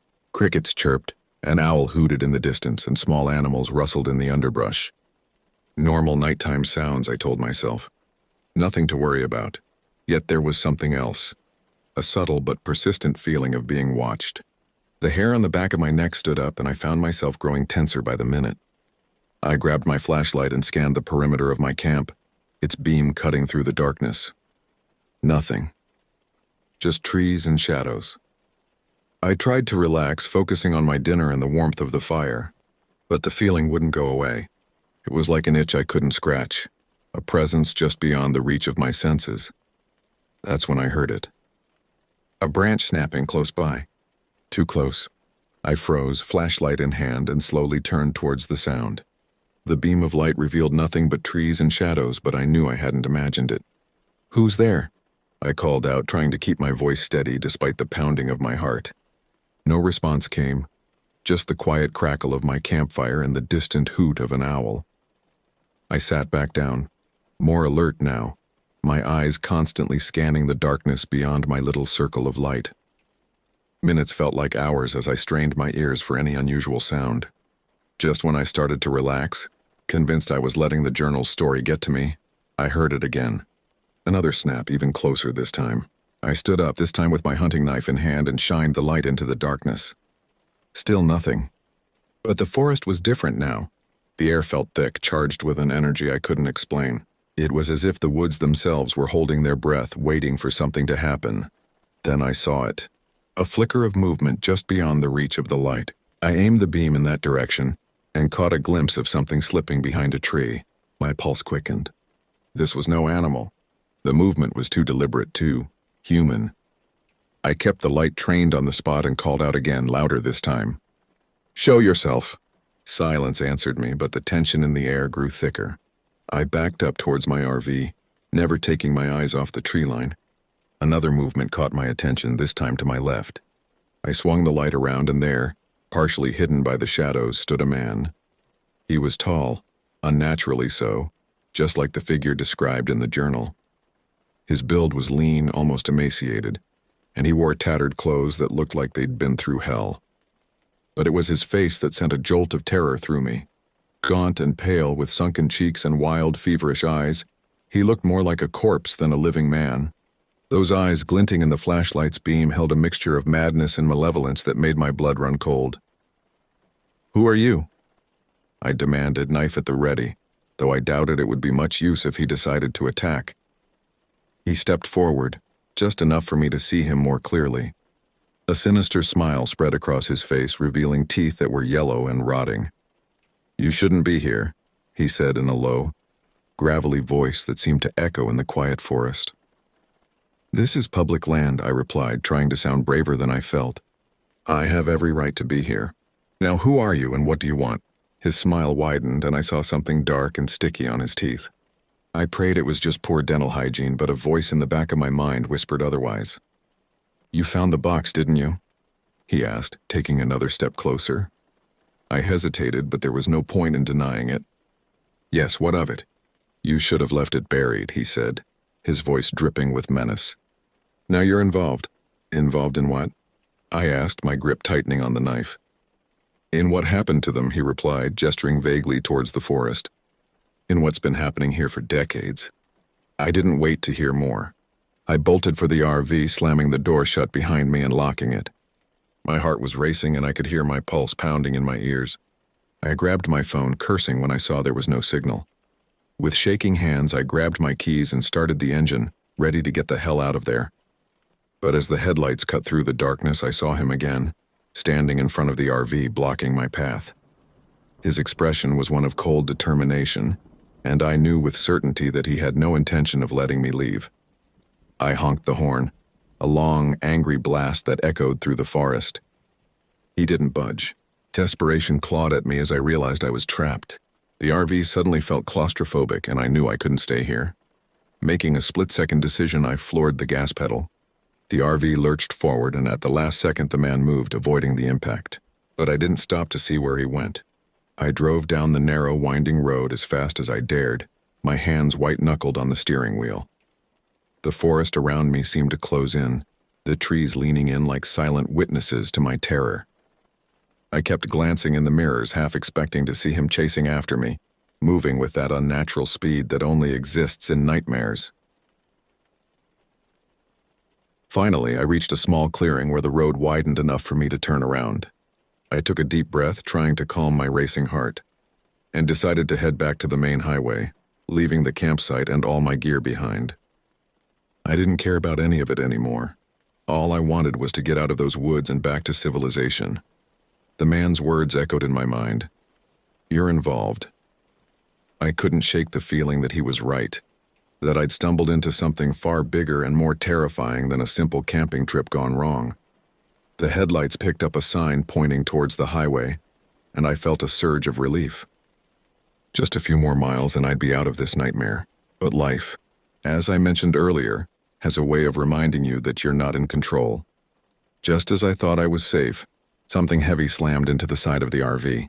The impact was so sudden and violent that I lost control of the vehicle. It skidded off the road, tires screeching against the asphalt. I fought to regain control, but it was useless. The RV tipped and crashed into a ditch with a sickening crunch of metal and breaking glass. The world spun around me, a kaleidoscope of darkness and pain. Then everything went black. When I came to, I was lying on the floor of the RV, dazed and disoriented. Pain shot through my body and I could taste blood in my mouth. The interior of the RV was a mess, with broken glass and scattered belongings everywhere. I tried to move to assess the damage, but my body protested. Every inch of me ached, and I was pretty sure I had at least a few broken ribs. The metallic tang of blood filled my nostrils, mixed with the acrid smell of leaking gasoline. That's when I heard it. Footsteps, slow and deliberate, approaching the RV. My heart, which had been pounding, seemed to stop altogether. I knew who it was before I saw him. The door, which had been dented inward from the crash, was suddenly ripped open with inhuman strength. And there he stood, silhouetted against the night sky, his eyes gleaming with a predatory light. "You shouldn't have run," he snarled, reaching in and dragging me out into the cold night air. I tried to fight back, to resist, but my limbs felt like lead. He threw me to the ground and I landed hard, the impact driving what little air I had left from my lungs. "You should have left well enough alone," he continued, looming over me. "But now you're part of it, just like they were." I struggled to my feet, my vision blurry and my mind reeling. "What do you want from me?" I gasped, tasting blood with every word. His lips curled into that twisted smile again. Justice, he replied. For them. For all of them. He pulled out a knife, its blade glinting in the moonlight. It looked old, possibly as old as the box I'd found in the woods. I knew then that this was it. If I didn't act now, I'd end up like the couple from the photos, another victim of whatever madness plagued these woods. Summoning every ounce of strength I had left, I lunged at him. The move caught him off guard and we grappled, the knife between us. My survival instincts kicked in, overriding the pain and fear. In that moment, nothing mattered except getting that knife. We struggled, our breaths coming in ragged gasps. He was strong, unnaturally so, but desperation lent me strength I didn't know I possessed. Somehow, miraculously, I managed to wrench the knife from his grip. Without thinking, driven purely by the instinct to survive, I drove the blade into his side. He let out a strangled cry, more of surprise than pain, and staggered back. Blood, dark and viscous, oozed between his fingers as he clutched the wound. He sank to his knees, those wild eyes now filled with a mixture of pain and... Was that relief? For a moment we stared at each other, both of us panting heavily. Then, to my utter shock, he began to laugh. It was a terrible sound, a wheezing, broken noise that sent chills down my spine. You don't understand, he gasped between bursts of laughter. This changes nothing. You're still part of it now. They'll come for you, just like they came for me. I didn't wait to hear more. Clutching my injured ribs, I stumbled back to the RV. By some miracle, the engine sputtered to life when I turned the key. I threw it into reverse, wincing at the screech of metal as the vehicle pulled itself free from the ditch. As I drove away, I could still hear his laughter echoing through the trees. I kept expecting him to appear in my rearview mirror, but he never did. The winding forest road seemed endless, each turn revealing more darkness, more trees that all looked the same in the dim headlights. It felt like hours before I finally saw the lights of civilization. The small town of Millbrook appeared like an oasis in the desert. I pulled into the first gas station I saw, my hands shaking so badly I could barely put the RV in park. The attendant, a middle-aged man with a kind face, took one look at me and called the police. Within minutes, the quiet gas station was a flurry of activity. Police cars, an ambulance, curious onlookers. It was all a blur. I told my story to the police, watching their expressions change from skepticism to concern. They took my statement and immediately sent units to investigate the forest and the crash site. The paramedics patched me up, confirming my suspicions about the broken ribs and adding a concussion to the list of injuries. The next few days passed in a haze of hospital rooms, police interviews, and sleepless nights. They found the crash site, my abandoned campsite, even the old metal box with its contents. But of the strange man, there was no sign. No body, no blood trail, nothing to corroborate my story except the knife wound in my side that the doctor said was defensive. The case was eventually classified as self-defense against an unknown assailant. Likely a drifter or escaped mental patient, they said. I was free to go, to return to my life in Seattle. But I knew deep down that it wasn't over. In the months that followed, I tried to put the incident behind me. I returned to work, to my comfortable apartment, to the rhythms of city life. But the forest never truly left me. I'd wake up in cold sweats, the man's laughter ringing in my ears. I'd see tall, gaunt figures out of the corner of my eye, only to turn and find nothing there. And then the dreams started. Vivid, terrifying dreams of running through endless woods, of voices whispering from the shadows, of hands reaching out to grab me. In these dreams, I'd often find myself back at that campsite, staring at the old metal box. But when I opened it, instead of photos and letters, I'd find only darkness, a darkness that seemed to go on forever, threatening to swallow me whole. I've thought a lot about that trip, about the man and his obsession with the past, about the couple in the photos and what might have happened to them. Maybe he was right. Maybe I should have left the box buried, should have never set foot in those woods. But curiosity is a powerful force, and sometimes it leads us down paths we can never truly leave. I haven't been back to Blackwood National Forest since that night. Maybe one day I will, to face whatever is waiting for me there. But not today. Not yet. For now, I'm content with the memories of a peaceful camping trip that turned into a fight for my life. I've taken up writing, putting my experiences down on paper in an attempt to make sense of them. It helps sometimes. Other times it feels like I'm just inviting the darkness in. As I sit here typing these words, I can't shake the feeling that I'm being watched. That somewhere, in the shadows just beyond my perception, something is waiting for me to let my guard down, to forget what happened in those woods, but I won't forget. I can't, because deep down I know the truth that I've been trying to deny all these months. The man in the forest was right. I'm involved now, and whatever dwells in the shadows of Blackwood Forest isn't finished with me yet. Sometimes, late at night when the city sleeps and the world grows quiet, I swear I can hear it. A faint whisper carried on the wind calling me back to the woods. And in those moments I wonder not if, but when I'll answer that call. Because the forest is patient. And now so am I.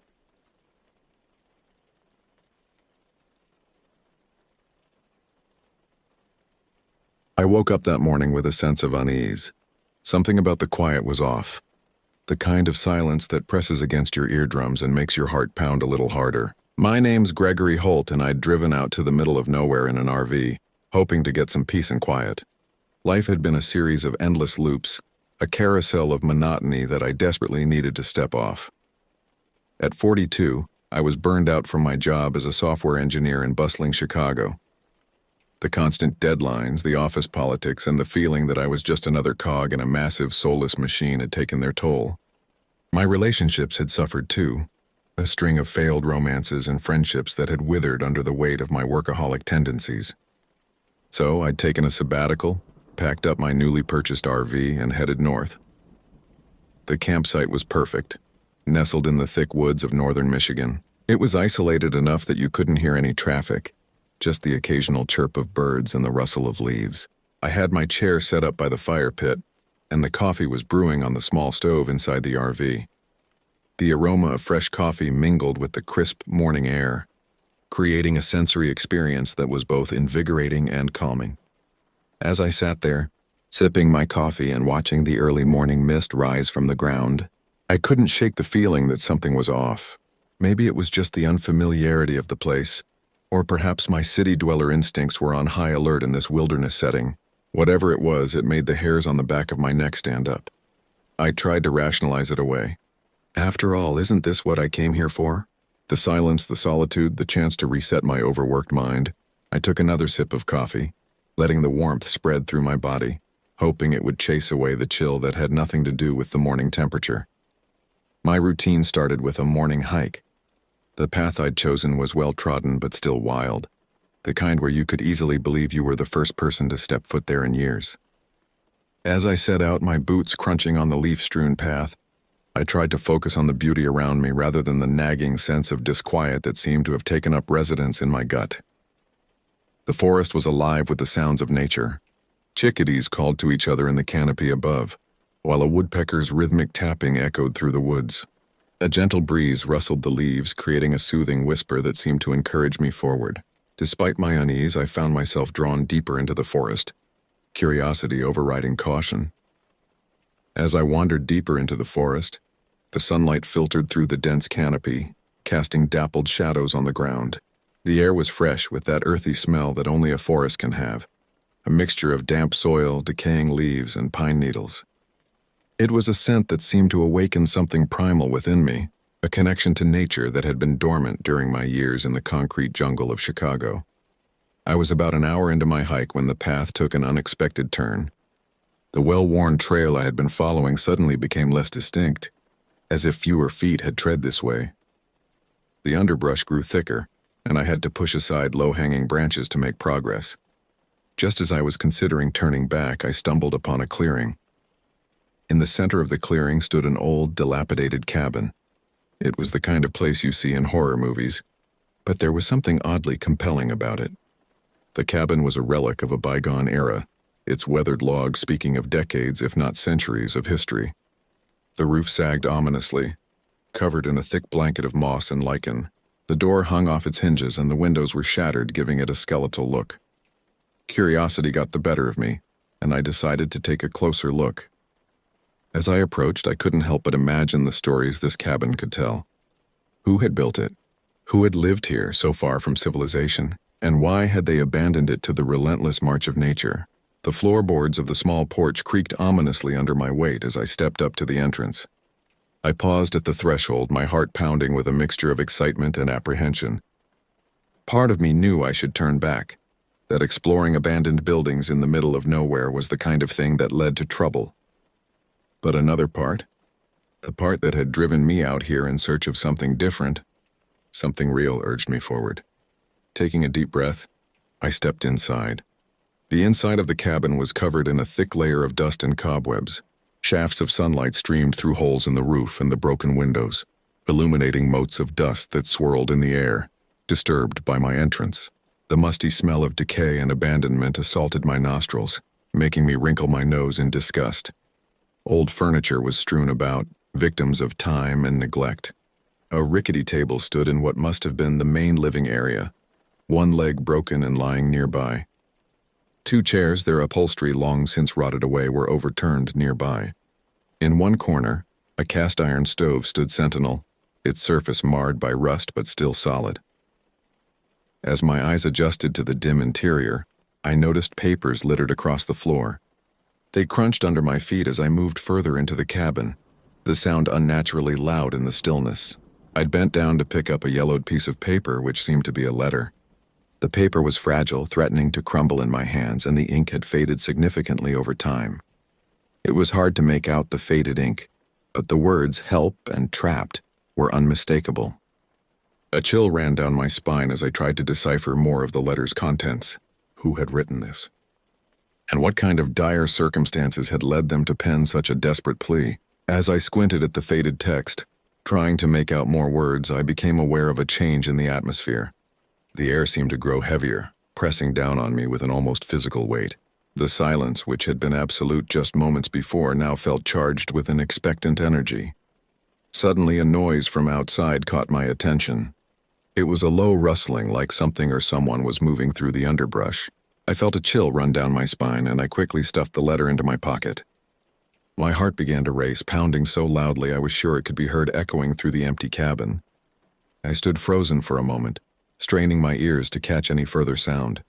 The rustling had stopped, leaving behind a silence that seemed even more oppressive than before. Slowly, cautiously, I made my way to one of the broken windows, peering out into the clearing. Stepping outside, I looked around but saw nothing out of the ordinary. The forest was eerily quiet again, the birds and insects that had been so vocal earlier now conspicuously silent. The trees at the edge of the clearing seemed to loom larger, their shadows stretching towards me like grasping fingers.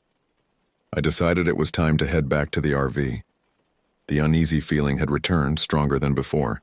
As much as I wanted to explore further, to unravel the mystery of the letter and the abandoned cabin, my instincts were screaming at me to leave. As I retraced my steps, I couldn't shake the feeling that I was being watched. Every snapping twig, every rustle of leaves seemed to take on a sinister quality.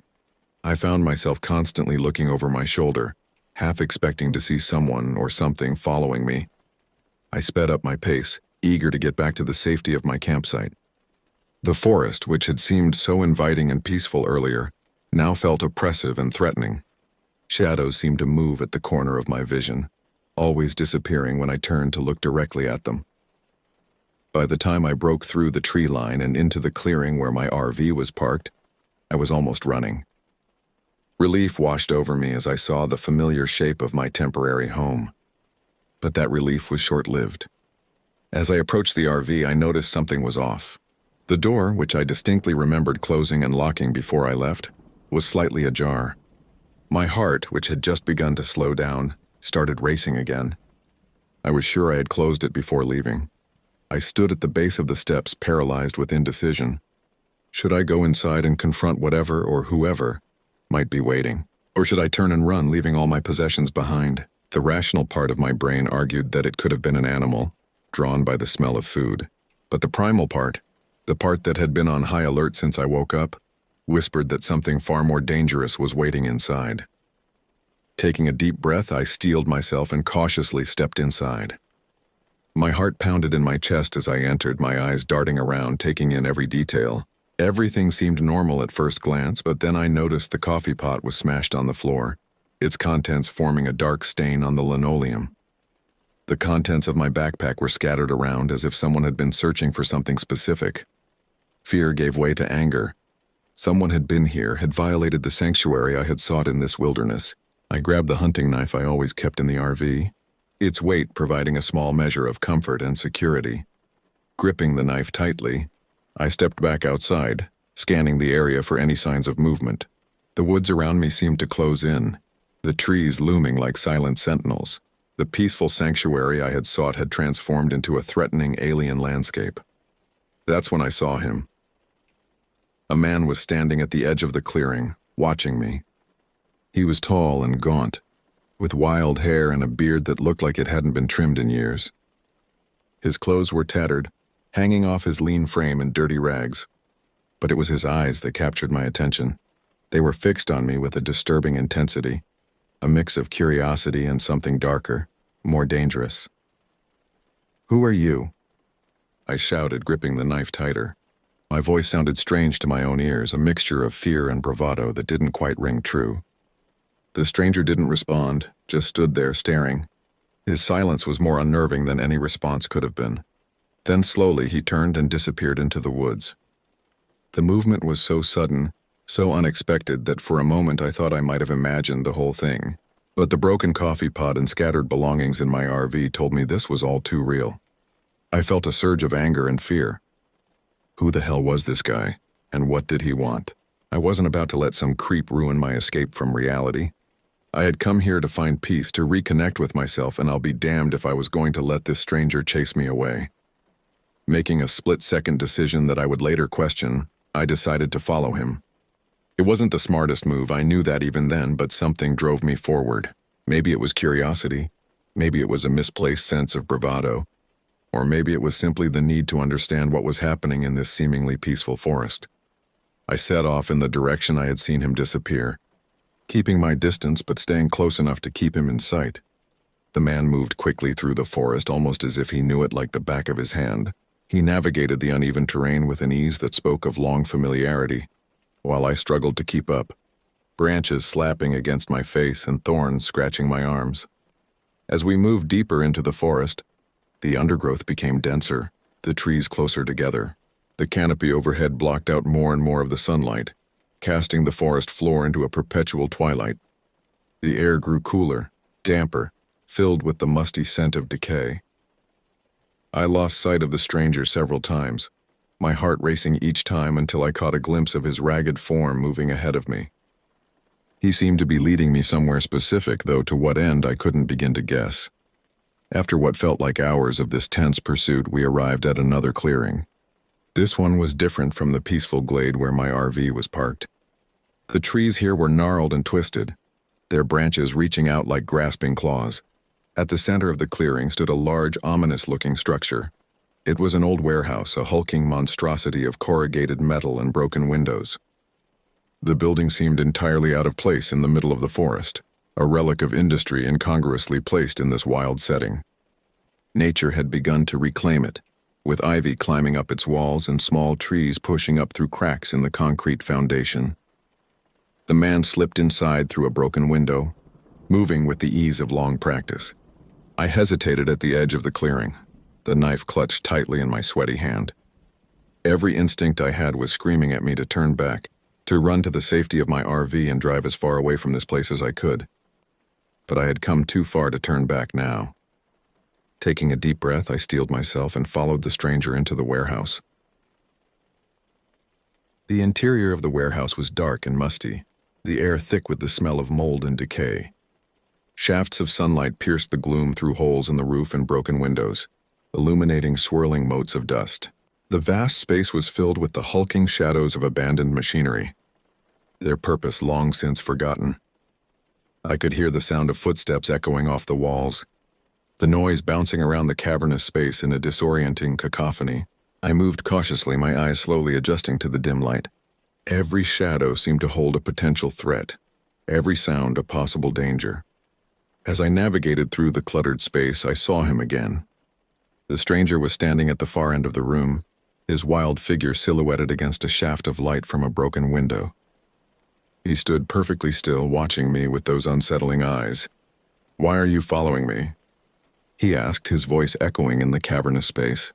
His tone was curious rather than threatening. with an undercurrent of something I couldn't quite place. Amusement, perhaps, or resignation. I should be asking you the same thing, I replied, trying to sound more confident than I felt.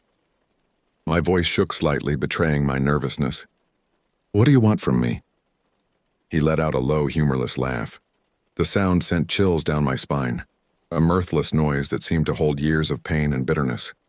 You shouldn't have come here, he said, shaking his head slowly. This place isn't for people like you. I felt a surge of defiance at his words. Who was he to tell me where I should or shouldn't be? And what exactly is this place? I demanded, gesturing around at the decaying warehouse. He didn't answer. Instead, he turned and walked deeper into the warehouse, disappearing behind a stack of rusted machinery. I hesitated for a moment before following him. Every step I took felt like a mistake, but I couldn't turn back now. I needed answers. We navigated through a maze of corridors and rooms, each one more dilapidated than the last. The layout of the warehouse seemed to defy logic, with hallways that curved when they should have been straight, and rooms that seemed larger on the inside than they could possibly be. Finally, we arrived at a large open space that seemed to be some sort of makeshift living quarters. There were beds cobbled together from old pallets and tattered blankets, mismatched furniture arranged in a semblance of a living room, and even a small wood-burning stove in one corner.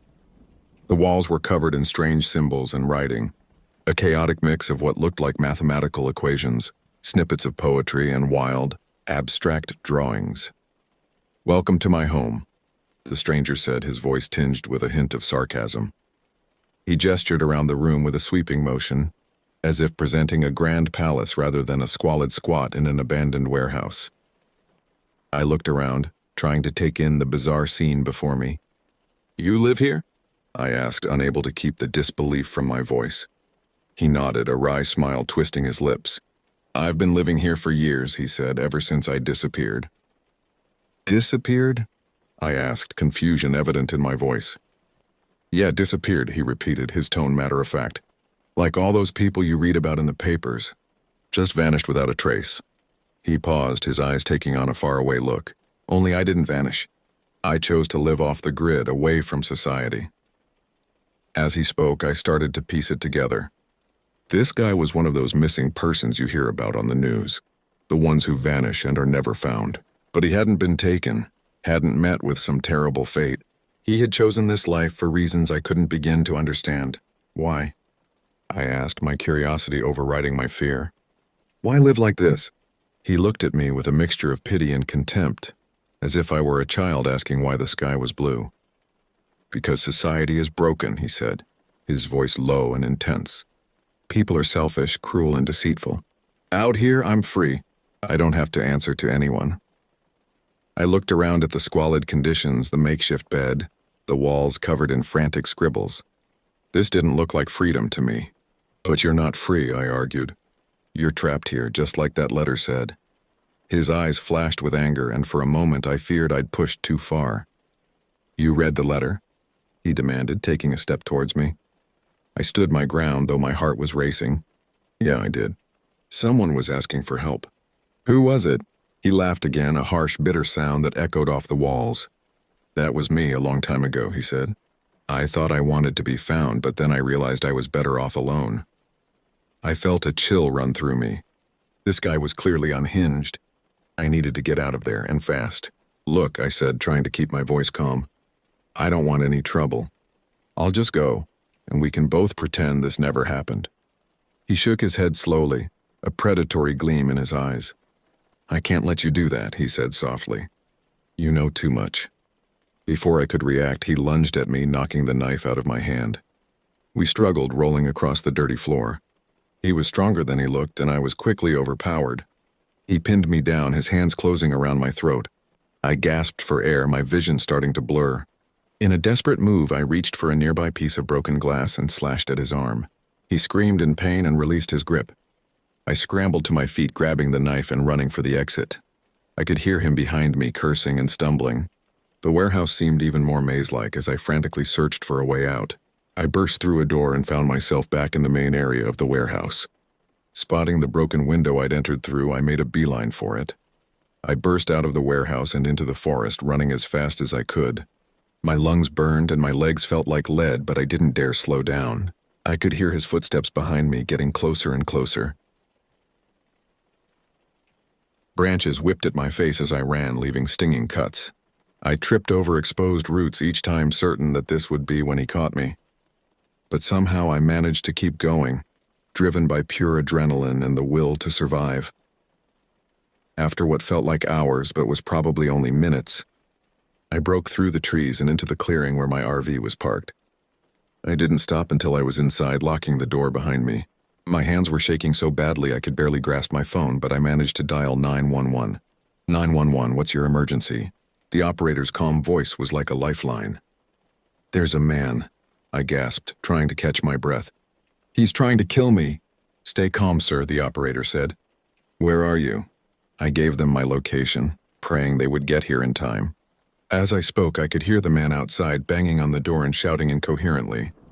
I grabbed the hunting rifle I kept in the RV, loading it with trembling hands. The banging stopped and everything went silent.